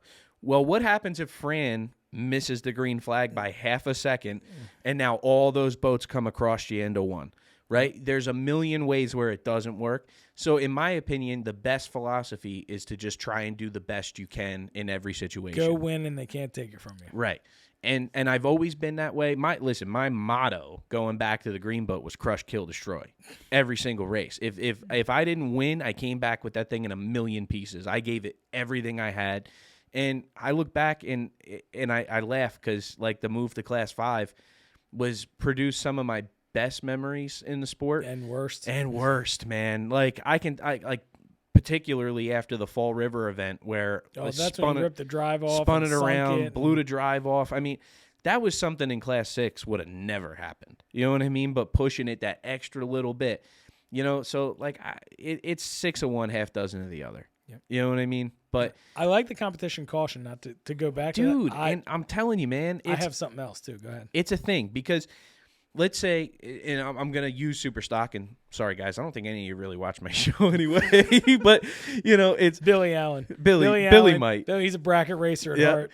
But, 2-3 laps into it, and I'm watching people get more interested in the coolers empty. Yeah. You know what I mean? And I'm like, come on, man. It's still a race. Anything can happen. But and it comes to a point where you're like, all right, whatever. I'm kind of done with this too. If it was a 12-lap race and you knew there was going to be a caution on 6, how would that change things? How hard would you run out of the gate? How would your setup change? How would your prop selection change? Do you want to be fast in the beginning or fast in the end? Do you want to? Yeah, because it didn't matter, right? Do you want to go for lane position and prop short, or do you want to prop big, knowing everybody's going to be on the same playing field for the second start? There would be so many cool avenues, right? But for some reason, when I say competition caution, people start sneezing and shit. Yeah. They get allergic to it. Well, what if I'm 10 boat lengths ahead? Well, you can do it again, right? You did it once, right? And it kills me. Well, that was the red flag Saturday. It's funny you say that. Red flag Saturday was a competition caution. I mean, I'm glad Jason and they were okay. Yeah, Taylor were okay. I couldn't call him TJ, but Taylor were okay. But that's exactly what it was. I mean, it was 4 laps in, and we had 3 or 4 to go. I mean, it's about dead in the middle. Right. Why do we have to wreck a boat for that to happen? No, yeah. You know what I mean? But you know what? The nerves instantly went back up, and we were a little light on fuel, and I was going. And, what's funny is it happened on the last turn on the straightaway. Well, it happened directly behind us. They were, 10, 15 boats behind us. And running really well, by the way. They were running great. Really well. I mean, it bit them. I think they high-sided a little bit. Yeah. I think they were doing, a little loose on the trim. Yeah. Could see first, getting excited, which, look, I've done this same thing in Inglewood in 16, I think. And so I get it. I've been there. I totally get it. But we didn't see the red flag. We missed it from D because, the boat went over. Everyone scrambles for 2 minutes or, whatever the timeline is. We didn't get the red flag. So we ran hard all the way down the strip through the top turn. Which now doesn't matter. Because the caution came out early. Well, and so we get back to Steve, and I'm like, all right, I had already pulled lap tape, whatever, for that race. Right. And like we get back to Steve, and I'm like, all right, 3 laps, and he's going 4, and I'm like, fuck. Yeah. We got do we have enough gas? Fran's like, do we have enough gas? I'm like, yeah. We the trick with Fran is, we got plenty of gas. Yep, and keep I'm like, calm. We don't have enough gas. And we ended up having 4 gallons when we got back, so we had plenty. But with Inglewood, it's kind of that little bit of a run out, kind of a millet waiting to go on the course. Yeah. Well, and then the red flag, and then the extended mill, and I'm like, well, we'll just shut it off and float for 15 minutes. And and also, this is where I am going to kind of toot my own horn here for a second. How badass was it to see 6 races go off in 6 hours? Oh, yeah. That was cool. That was impressive. On 2 different race courses. And have an accident, and have an ejection, and have... to get the course cleaned up. And I had production headsets on. I was actually flying the drone for the live stream, but I had my race control with me. We never went longer than 24 minutes off schedule. Yeah. So it's pretty good. Dude, it was awesome. It was such a good 2 days. I'm so impressed with Inglewood. I'm just Yep. every bit of it. Okay, think about this. Every race we go to, 2 cranes. Yep. Right. Go to Inglewood, 1 crane. Every other race we go to, 55, maybe 65 boats, 70 boats. Inglewood, clockwork. Yep. It's amazing. Every other race, short mill out, Inglewood, 10 miles. I mean, it's great. It's And great, it just- but still, it's a haul to get out It there. rolls, man. And I gotta just give it to that city, the people, the fans, the organizers, the from the board members all the way to the guys that are greeting you at the gate. They all do such a good job, man. Yep. Like I was sitting there on the beach just dumbfounded with what I saw. I've been to 1,000,000 boat races, dude. Like Yeah. at this Oh, yeah. point, like I don't even know if you had to count, like, I don't know, what's 8 races a year times 27 years. Yeah. You know what I mean? Like, so like I've seen it all. And my biggest, like, if I had to say, like, what do I not like about Offshore, it's that hour in between every race thing. Yeah, everyone's like, when's the next one? I don't know. When you'll hear them, like, Yeah, like that's what kills you. And so for Inglewood to just roll like that, like just That was awesome. bang, bang, bang. It was awesome, man. I didn't even have enough time. People were bitching at me, get the drone back up. I'm like, I can't. All my batteries are smoked, man. Like, yeah. we had a blast. It was so cool. But yeah, no, I just had to throw that in there, man, because they work so hard. You know, Steve, Ray, fuck, there I go again, naming names. Never name Nope. names. I need a sign. You know why you don't name I need names? a sign. Because when you forget one, That's you're the the problem. bad guy. We're ordering that. I'm gonna put a sign over your head that says "Don't name names."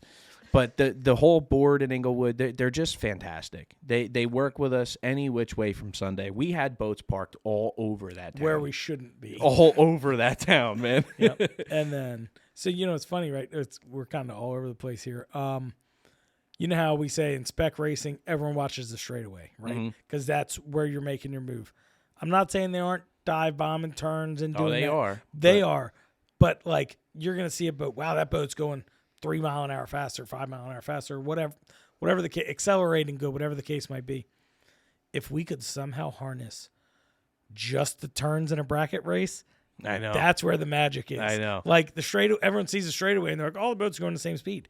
Yeah, but if you could sit like on a turn boat and watch that, it would be a totally different. I don't know how we get that in the broadcast. They were but if we yelling could at do me. that. Sam was with me. She's running the podcast today. We were up Hi, there, Sam. and Hi, guys. and the producers for the live stream were yelling at me. They're like, "Drone, you got to give me a little bit more than that." Yeah. I'm at one point I was a foot over the turn buoy and just trying to Yeah. get the turns right. Yeah. And they're like, because I can't pan and keep like a nice pretty picture, but I'm like, this is what people need to see. You need to see the entrance to the turn, because if we could figure out how to get that on camera, that's where the war is, man. Do you do it off of a boat sitting on the because that doesn't work? I don't know that it gives you Buddy, that perspective. Buddy, we are not the guys to figure this shit out. I'm a We're dumb not- electrician. I don't know anything about how that works. All I know is I call them and I go, "Can we do this?" And they go, "Yes or no." That's all I know. I just think if you could do that, maybe you would get a different perspective, because these people, I don't want to say these people, but like people that don't do it, and even the spec guys, some of the spec guys that haven't done much bracket racing go, I don't really get it. Right. Like they get it, they understand boat racing and all that, but they don't get the nuance. Like we probably don't get the nuance of, oh, well, I found this magic spot and I went to, I mean, I've done some spec racing, but that magic sweet spot and went a mile an hour faster. Yeah. You know. It just doesn't resonate. Like, I think, like, all right, look at any other successful motorsport, because everybody compares, but think about the word successful, right? Yeah. When you watch NASCAR, right, and the guy gets out of the car, he doesn't say, "Oh, props to my team for finding me 197 today." Yeah. Right? It's not about that. It's not about my car was a mile an hour faster, my boat was a mile an hour faster. What everybody wants to see is that move. They want to hear the announcers go nuts. They want to see you side draft and get that nose out in front. And that's what we need to get to with the boats, and that's what bracket class has in abundance. Yep. Like, I love spec class, and I know I've apologized for this 3 times on the show, but I'm infatuated with bracket class. You watch the way that race unfolds. You watch your videos from day 1, day 2, and we referenced day 2 this whole time, but your day 1 video is fantastic as well, where you can see the strategy unfold in real time. And it's not who's got the fastest boat. It's not who's got the most horsepower. It's who can navigate those turns the right way. I wish we could find a way. And I know like Shocker, Chris and Pat, they have done some of their live streaming their GoPro stuff, which is pretty cool. I don't know if we incorporate that, I think Facebook or any media platform immediately kills the quality. And, like I was just watching the quality on TV here, and it was like, that's good. I don't know how we get the quality good enough.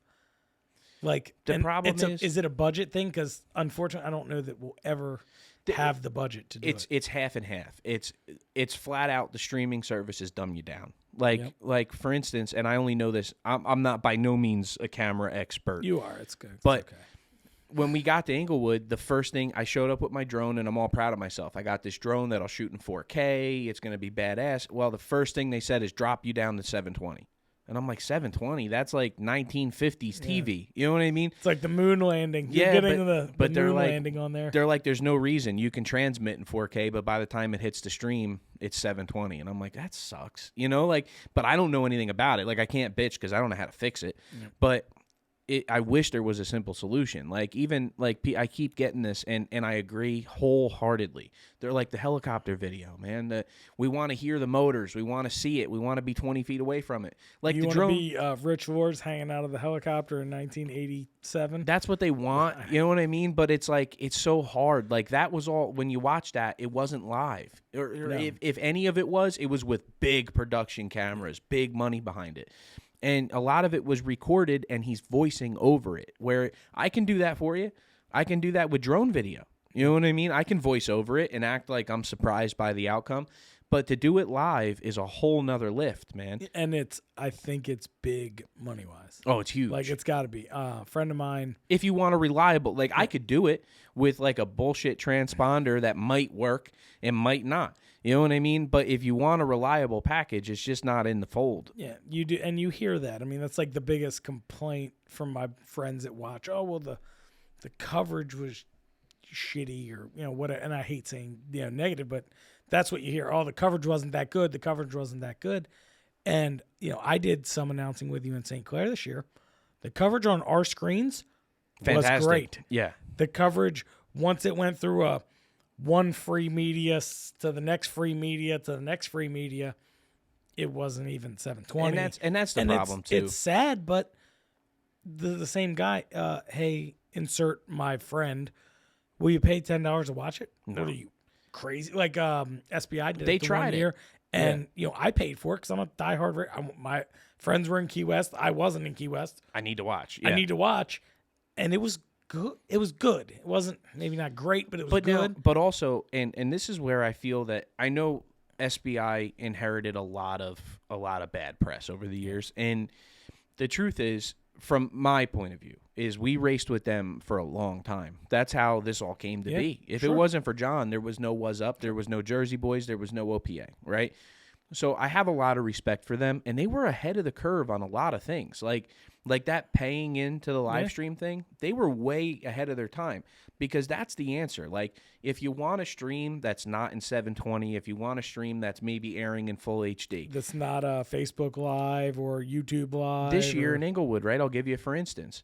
It wasn't even us. We got pulled off the air on Sunday in like 490 locations, right? We don't know what the hell that means. Okay. It might have stayed up in America, but they didn't give us like a printout of where we went off. Is there a reason why? Yes. So literally it picked up, there was people, we're in a hotel room, right? We're all set up, and there's people in the hotel room below us playing music that's transmitting on the stream that we don't own. So they pull us down, right? Infringement. Oh, for copyright infringement. Right. Now we get pulled down. Now there's this big lengthy process to contact Facebook to tell them it's not us, it's background, we're not inserting it. It's right, this whole process, but by the time you're done, the race is over. Right? So this is what you get with free shit. You know what I mean? So and no one wants to hear that, and they want the best without paying. I mean, it's just what it is. Yeah, I but wish it wasn't. There's a lot of options. There's a lot of, unfortunately, you got to pay for it, but there's a lot of options that'll offer like a pay-per-view kind of setting where you can do anything you want, where it's just how many people are going to pay for it. Like, you look at the numbers now, like, we do good numbers in the long run. There's a lot of go back and watches, right? But when you watch those live streams and you see that little how many people are watching box in the top, and it's like 400 or 500 people, and you think, well, if you made them pay for it, you'd probably lose 80%. 40 or 50. There'd be 50 people watching, So, and don't get me wrong, a lot of people go back and watch, like our St. Clair one that you were a part of. Yep. I actually just was kind of gathering my numbers for this year, and that was 28,000 all said and done. That's pretty good. Yeah. That's pretty good for lack of promotion, for aside from on-site local promotion, right? And or social media, dude. Or whatever. Like Michigan City, when that Impact came out, I was like, what? Almost 250,000 people were in Michigan City. That's crazy. That's insane, and that's coming from the county that did a legitimate cellular ping collection of how many people were rawly there. So I know the argument will come up, well, how many of those people were at work? How many of those people just drove through? How many? I don't know. I don't know those answers. I mean, if you boil it down, the real number might be something like half of that. Might be $1.25. Even if you have 6 figures show up. But that's still 40,000 more than the Daytona 500. Yep. Okay, so like the on-site attendance is there. It's just trying to drive up that live stream. And unfortunately, we're still at that point where it's grassroots. Like it is. Like no matter what we can have big dreams and all this, but how do you go to a promoter and go, hey, I mean, I'm talking way above my pay grade, but hey, give me 50 grand, give me 100 grand, give me this much, and we'll have a 4K awesome free live stream. You just got to come up with, double whatever your budget is now. Right. And they're going to tell you, sorry, we can't. Well, and the crazy thing is work. People have this really weird view of how offshore gets done. Like, I get everything from OPAs making millions of dollars to people who are willing to volunteer to help us push it along. And the truth of the matter is, OPA will, if we break even, it's a good year. If there's 10, 20 left in the account, it's a great year, right? There's been years where we're negative 40, 50, right? And then they say, well, the promoters have to be shaking it down. No, the promoters are lucky if they walk out of there to the green. Yep. You know what I mean? And then the cities go and put out these impact studies, like, for instance, Fort Myers, where they say $27 million came into the economy. People see that as Roar Offshore made $28 million. No, that's every hotel, ice cream stand. Everything.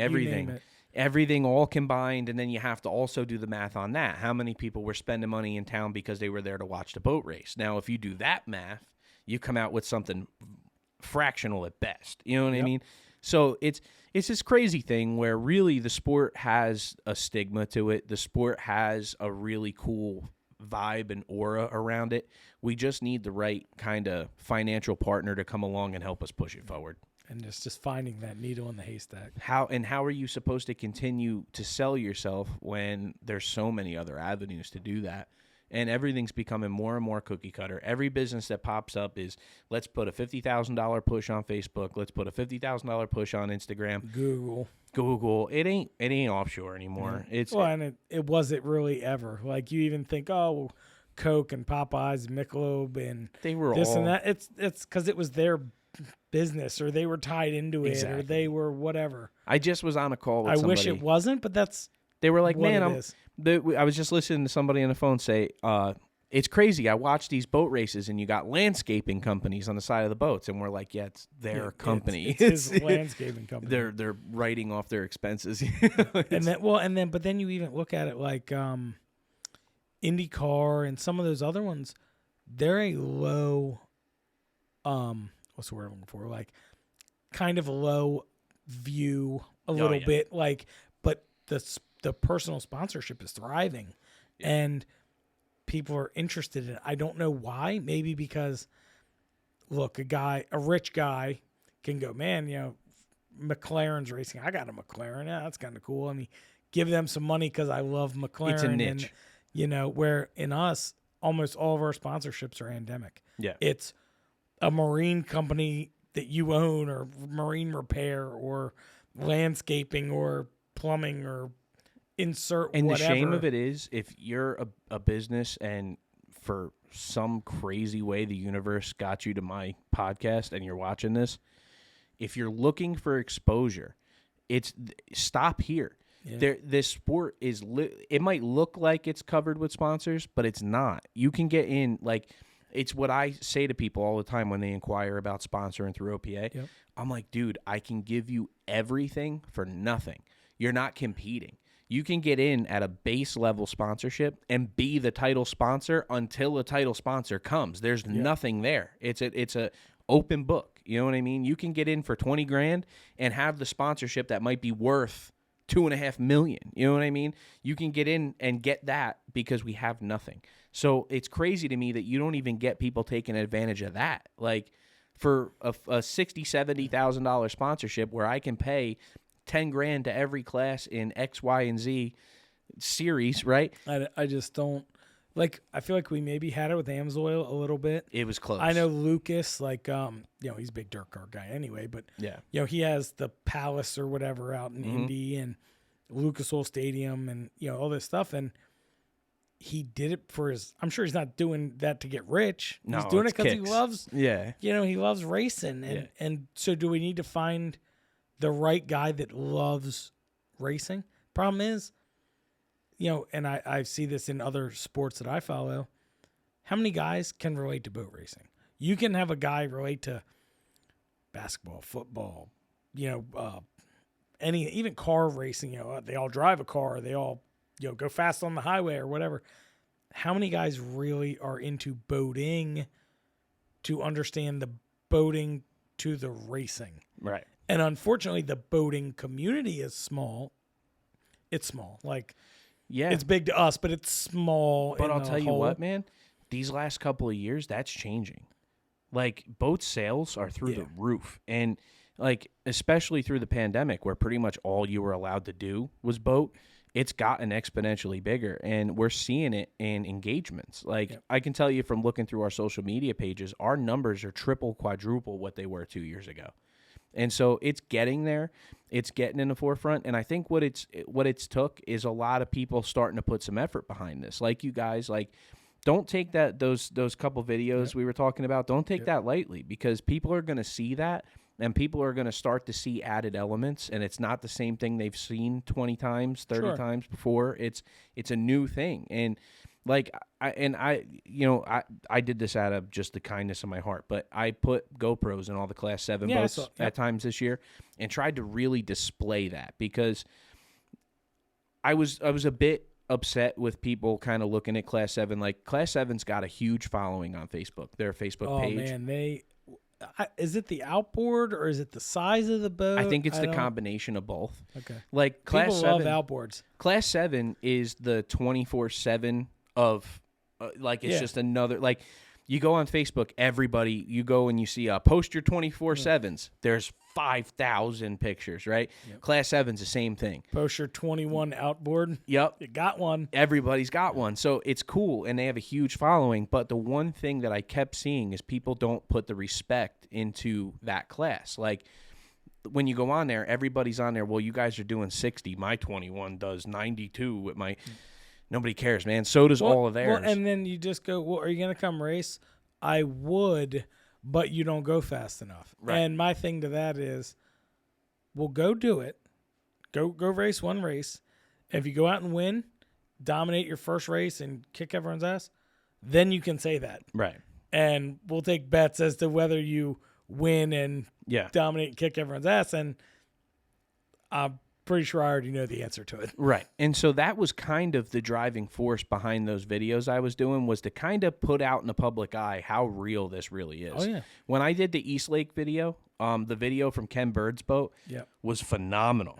I mean, that was as hard as you could possibly run that boat. I mean, I think his GPS chip wasn't popped in. I know. What a buzzkill. I was so sad for him. He came up to me after the race. He goes, "Bro, I knew I did it." I knew I did it. I love Ken. He wasn't even mad. Maybe I'm biased because I raced with him, and some people love him and hate him. Dude, I gotta tell you too. I love him, man. When you put him in your Pantera, I've been a fan of Bird since the beginning. Right? He came up to me so jacked up to be running your 28 Pantera. Yep. The dude knew like every Pantera that was ever built, how they were built, how they ran, he came up to me so jacked up. I was so happy you did that. Yeah. I just feel bad that that was a year I was having a lot of motor problems. Shit and happens, I didn't give him a year of that boat at its best. Unfortunately, Yeah. I mean, it's just that's racing. Well, But we made it to every race, but it just and luckily was you found buzzkill. your way into some other avenues Yeah. for getting your feet wet and, Sure. and staying in the sport. And I was coming back regardless. No matter I mean, what, No yeah. matter what. I mean, I've raced with Fran before that year actually, Right. but like, and I still have big plan. Yeah, I want to bring it back. I still want to do things. It's just racing with Fran. Like I told him, look, I'm all in. If you're all in and you're truly all in, I'm all in with you. So we've been focusing on that, and I think it's shown that we're doing pretty good. right. Well, But it's hard to do too. it is. Like I don't want to say I'm a helmet bag racer with him, but I kind of am. Right. I show up and say, "Hey, what do we need to do?" We have a routine, and we stick to it. Yeah. Well, and you don't change when it's paying off. Yep. I mean, and just to kind of get back to this for a second, man, your accomplishment this year is nothing short of fucking amazing. Okay. And I say and unfortunately for everybody watching this, Fran was supposed to be with us. He was recovering from COVID. And is this public knowledge? It can be. I mean, it's not like anyone hasn't had it or whatever. Yeah, you know? he was recovering Yep. from COVID, and he's still a little under the weather, and he's dealing with some personal stuff, so he couldn't be with us today. But when I say I mean Rum Runner's accomplishments this year. You're the national champion in Class 6. You won the Northeast Championship Series. You're the high points champion of the entire organization, any class, okay? Yep. Then you win the Worlds. You top it off with a UIM World Championship for Class 6. And all of this in 1 year, man. Like, Yeah. that is so cool to pull all that off and then put the cherry on top of it all. Not only are you in the Hall of Champions this year, but it's back-to-back Hall of Champions, only to have been done by Mike Bocchino and Warren in You Gun Learn, another Class 6 boat that you started chasing. That That's beat how you us pretty bad in 17, 18, and Dude, to me, there's almost nothing cooler than that. Like, so people are going to ask, like, how come you're having people on the show back to back and shit like that? This is why. I didn't just have you back in because I wanted to have you back in because I felt bad your camera didn't work. You guys pulled off something this season that nobody else has ever done. There's been people that won Hall of Champions, won it twice. There's been people who were worlds and back-to-back worlds and all this stuff. Like, I just saw those pictures going around of Britt Lilly. What's it like? 16, 17, 18, 19, 20. 7 or 8. I mean, he's got a whole fleet of trophies and flags and down that's there. cool. And nothing, no taken away from Britt or anything like that. You guys put it all together in 1 year. You had a flawless year. And if you dissect it, you made some mistakes. You broke out in Lotto. Couple, 2 or 3 breakouts, yeah. Yeah, so not only did you kind of go through it a little bit, but you also pulled yourself back up by your bootstraps and finished strong and stuck with it. So, I mean, how does that feel? I mean, I know we were kind of joking around a little bit about it before the podcast, but, I mean, hold that medal up, man. That's legit. Oh, yeah, real gold, too. That's legit, dude. I mean, look, I know. I'm just messing. I don't want to bite it on you or nothing, but you can. But it's a symbol. Yep. It's a symbol of all year, man. You guys put in the work, put in the time, and I don't want to say dominated, but you dominated, man. And that's something to be celebrated. And there's going to be 8 to 10 Class 6 teams all winter working to come and get you for next year. So where are you guys at? What are you looking at going forward? Where's Rum Runners right now? First off, thank you. Aside from putting up videos of you selling the boat, fucking with everybody. Oh, Fran, he was going COVID crazy, stuck in the house, couldn't help himself. I said, dude, just put that you're going to miss it, don't. There's no secret. The boat's going and just getting, some touch-up paint work and, it's been 2 years of, Don't worry, none of us fell for it. Yeah, thank you. Everyone knows Fran would, jump in a line of gunfire to save the boat from a bullet hole, where I'm ducking behind it. He's putting his body on the line to save himself on it. But, honestly, he asked me, what he kind of leaned on me a little bit, like what it takes. I'd been there, not with a ton of success, but I've been around a lot of successful people. I've, been on their camp and helped with their teams. And he asked me, like, what's it going to take to be successful? And I said, well, do you love work and hate money? And he goes, well, no, Fran. And I was like, well, you're going to have to. And to his testament, if there was something that, I said, hey, look, maybe we can do this and it'll be better. Maybe we can change this, engine packages and this and that. And we really came up with a program that worked, and we just worked that program. Like, we didn't vary. When something didn't go right, we changed it. We tried things. If it didn't work, we didn't use it. We didn't keep trying to go down the wrong road, and we just kept plugging away. And then once we came up with something that worked, we polished that. Yeah. And there was unfortunately a few breakouts this year, and to his credit, I tried to beat it into him like, don't be gun shy now just because you had a bad streak Right. at this race. Like, forget about this race, on to the next. And, to his credit, he did it. And, I tried to keep us out front. I tried to drive as good as I could and let him do the throttling. I didn't tell him really what to do. We would debrief after every race. And there was races I was mad at him, and races, but I said, look, I'm going to be mad, but I'm not mad at you. I'm mad at the situation. He didn't take it too personal. We could debrief, and I think there's a lot to be said about that. So going forward, we're going to try and keep the plan going. We're total overhauling the boat again this year, re-rigging it, starting to get a little long in the tooth, so to speak. Like, some of the rigging's getting tired. So we're going to change that. Try and be reliable. Try and, the biggest thing, we finish every race. If the boat needs something, we blew a gimbal housing out, I think in East Lake. We blew all the bushings out, and we didn't even really notice it till we watched a GoPro and you see the drive moving. You're like, start looking at things, It's not supposed to do that. And, to his credit, we had a week to, was at Michigan City after St. Clair, and I ordered parts, the day I got home. I overnighted them in. I left with them Wednesday night. Friday morning, we're, had the whole transom assembly taken apart on the boat. We fix it. If it needs it, we buy it. When he buys it, I help put it on. But, and he's committed to doing it. And that's, I think, a huge part of it. Right. And we found an engine package. We got a good engine builder. Our stuff stays together. But that's what it takes. And fortunately, we had some good luck. I'm not going to take that away, too. It was hard work, but good luck, too. Yeah. Well, and there's always that expression, it's better to be lucky than good. Yep. And I've been very fortunate to have that on my side over the years. That's one of the things I try to beat into guys' heads when they're trying to figure out how to be sitting in your seat. I said, man, a lot of it's luck. A lot of it. Some of it is, what is it? The most prepared guy is the most lucky guy. Yep. And so is it you being prepared or you being, lucky? It's both. So. It's both. And, there's situations where, I can't tell you how many times I've been here flushing the boat after a race and something breaks. Yeah. And I'm like, man, well, I was 10 seconds away from losing that race. It's funny you say that, right? In 19, that was kind of our luck. Leading in Inglewood, blow the motor up.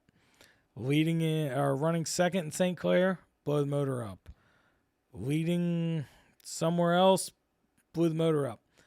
Had we maybe not tested 10 laps and only did 8 ifs and buts and what ifs and, I get all that. But it's funny how we were on the wrong side of all of those in 19. Right. World Championship leading, grenade a motor bad, ruins a chance of a world championship. Same thing, so could have won the APBA championship had we finished one place higher, one person got between us. It was that tight. And that's kind of how it was in 21 too with the APBA championship. Jesse and Rob ran more consistent. We had 2 breakouts. They pretty much finished first or second at every race. Right. We finished first or broke out. Right. And so those couple guys in between us, 3-4 guys, boats in between us, 15, 20 points. It takes 3 wins to cancel out one bad race. Yeah. And they were more consistent. They were better than us in that series. They won. Full props to them.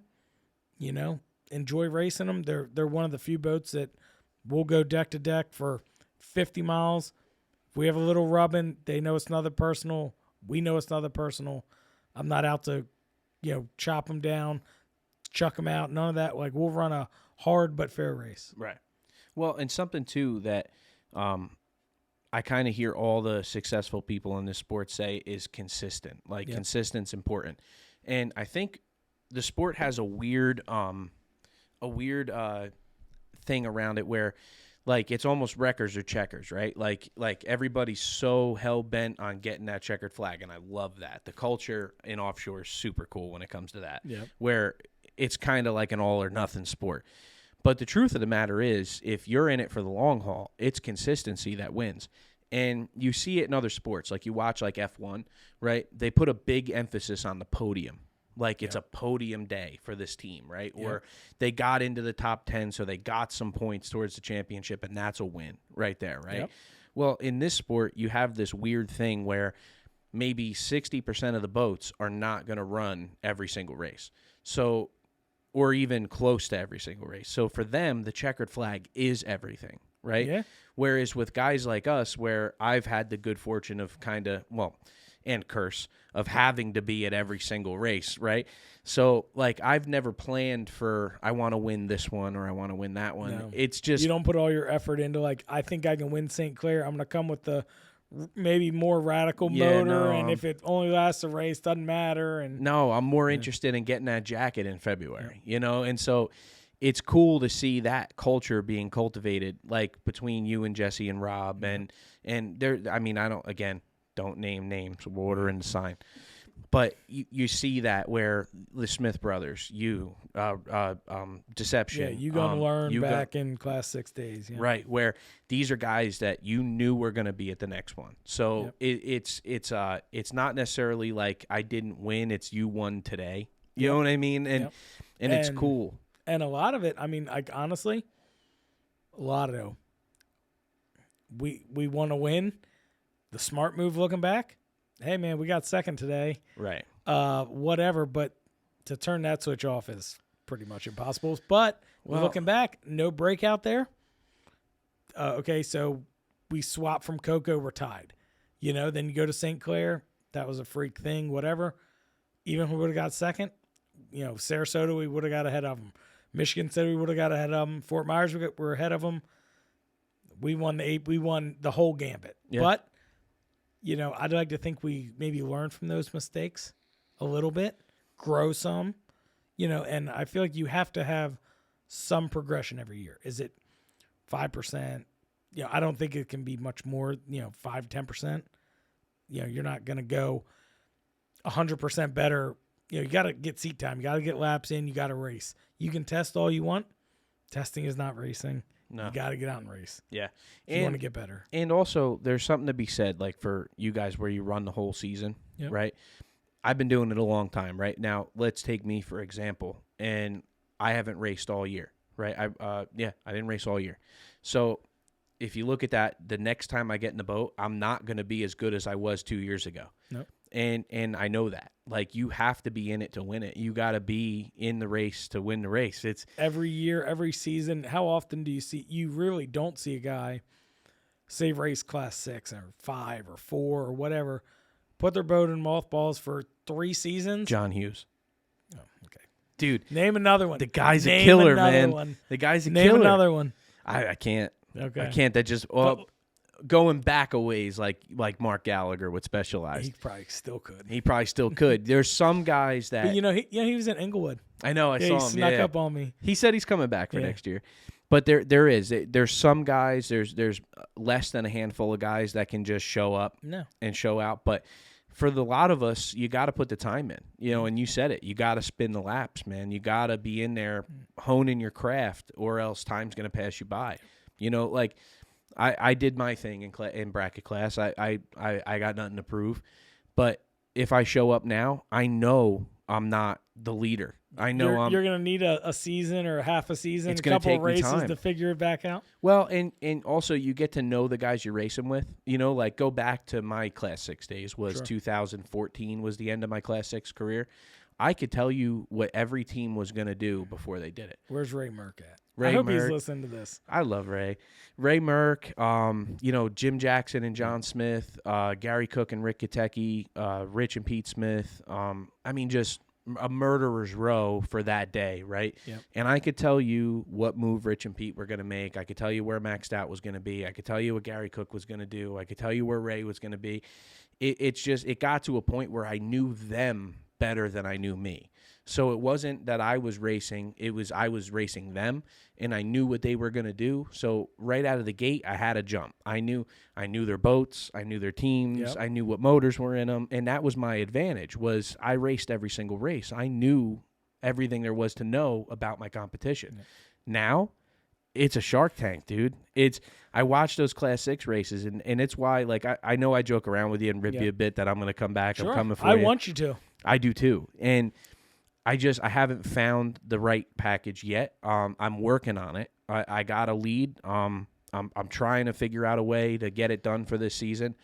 I don't want to call it headhunting, but I want to go headhunting. I want to go big game hunting. I want to hang the Fran and Mike trophy on the wall. You know, your dad offered what do you offer? $1,000 to try to knock you off the pedestal. And I think we took ourselves out of most all of them. It's just, dude, it's so cool to have you guys in the sport, to have the sportsmanship that you guys carry, and the camaraderie that we talk about so often is so apparent in your team. It's so good to see. It's good to see it pay off. I'm happy to see you here with that medal. I'm happy to see you go represent not only Class 6 and OPA, but all of bracket class. When is the awards are the 28th, 29th of January. Yeah, so we'll get that before we go down to the OPA banquet. So. And I'm just so happy that you guys are going to carry our flag and usher in another bracket class Hall of Champions on that list of names that you've seen. Oh yeah, it's impressive too. You know, you look at it and you go, wow, you know, these are some pretty big names that. You know, it's cool to be part of. Yeah. You know, and now maybe they'll look back and go, who the hell's that guy? Oh, but, no doubt. no doubt. But we'll at some point we'll all be able to look back, and I'm in there with you. And it's a really cool class to be in, you know. And so I hope you're proud of yourselves. I hope you realize the body of work you guys put together this year, and I hope you don't fall asleep. I agree, and I don't want to be known like as the class killer. Not that I think that we are that. There's no such thing. But like, I just want everyone to rise up. Let me help you out. I want them to beat us. Let me help you out with something. Okay, there is no such thing as a class killer. There's a bar setter. Okay. That's a very good way to put it. If anybody tells you that you're killing the class, they've lost their competitive fire and they should hang it up. Okay. Period. I said that. it. I'll put a stamp on it. There's no such thing. If you had some boat that nobody could catch, if you had some boat that nobody could build, if you had something that nobody else could obtain, and that's why you were winning, I'd agree with you. Okay? But that's not the case. You're very beatable. Okay? Yep. You're very approachable. You're not some godlike figure in the sport. Thanks. You're not bulletproof. Somebody's going to take you out. Yeah. Okay, it's going to happen. Look back at history. Look at every team that used to be on top of the spear. Yep. Could you imagine going 3 years ago and telling Nick Scafidi that there was going to be a Sean Torrente? Could you imagine going 3 years before that and telling Gary Ballou there was going to be a Nick Scafidi? Okay, we can even go to Class 6 in 2017 was the first year I raced with Fran, and Bocchino and Warren wiped the floor with us like you wouldn't believe. And it took us to 2019 to beat Bocchino. Right. Like, maybe yeah, you 18 fucker. or 19. I was in the boat. Yeah, I know, but still. But like, and if you were to go back then and to say, Mike's credit, we ran it till the wheels came off, dude. Ran it till your feet got wet. Yep, that's it. Ran it till the bottom came out. But like, if you were to say in 17, I send Fran pictures all the time. He gets mad of our boat in 17. It looked awful. The attitude of the boat was wrong. Right. Everything was wrong with the whole boat. And, I remember going, all right, that was a really good lap. We made up a quarter mile or whatever I-chrometer, estimate on Bocchino. The very next lap, he pulled it out a quarter. I was like, right. he's just pacing us. Yeah. He's toying with us in 17. And so I look at that going, that, now fast forward to 19, we're winning a lot. 21 winning even more. I hope there's going to be somebody that challenges us to get, maybe they're going to beat us and maybe they're going to make us look foolish. I want that. I want any and all challengers, and I will help them get close, and it's up to them to want it to beat us. Right. And listen, that's why I'm one of your biggest fans. Also, Fran's not here. I'm a huge fan of Fran. And that's not to say I'm not a fan of anybody else in your class, but I'm a huge fan of yours because I know that day will come. And when that day comes, you'll be humble about it. And you win as well as you lose. Okay, and I'm very proud of you guys. I'm happy that you're carrying the bracket class flag into Fort Lauderdale this year to make another introduction into the Hall of Champions. I can't tell you how proud I am. And that goes for all of our champions this year. To stand there and watch the awards and watch those UIM medals get handed out to my boys that never got the respect, I'm so happy to see that. And I cherish you guys, man. I cherish the body of work. I can't wait till the day comes where I'm out there with you guys. I am going to put a helmet back on, and I think I'm looking to come after you guys. There you go. That's what I like to hear. And we'll see where that goes, buddy. But I can't congratulate you enough. National, world, high points, APBA, UIM, Hall of Champions. Buddy, you killed it this year. I really appreciate it. Thanks for coming up, man. Thank you for giving me the time. Thanks for coming. Thanks for watching, guys. Offshore Live 17. That's a wrap.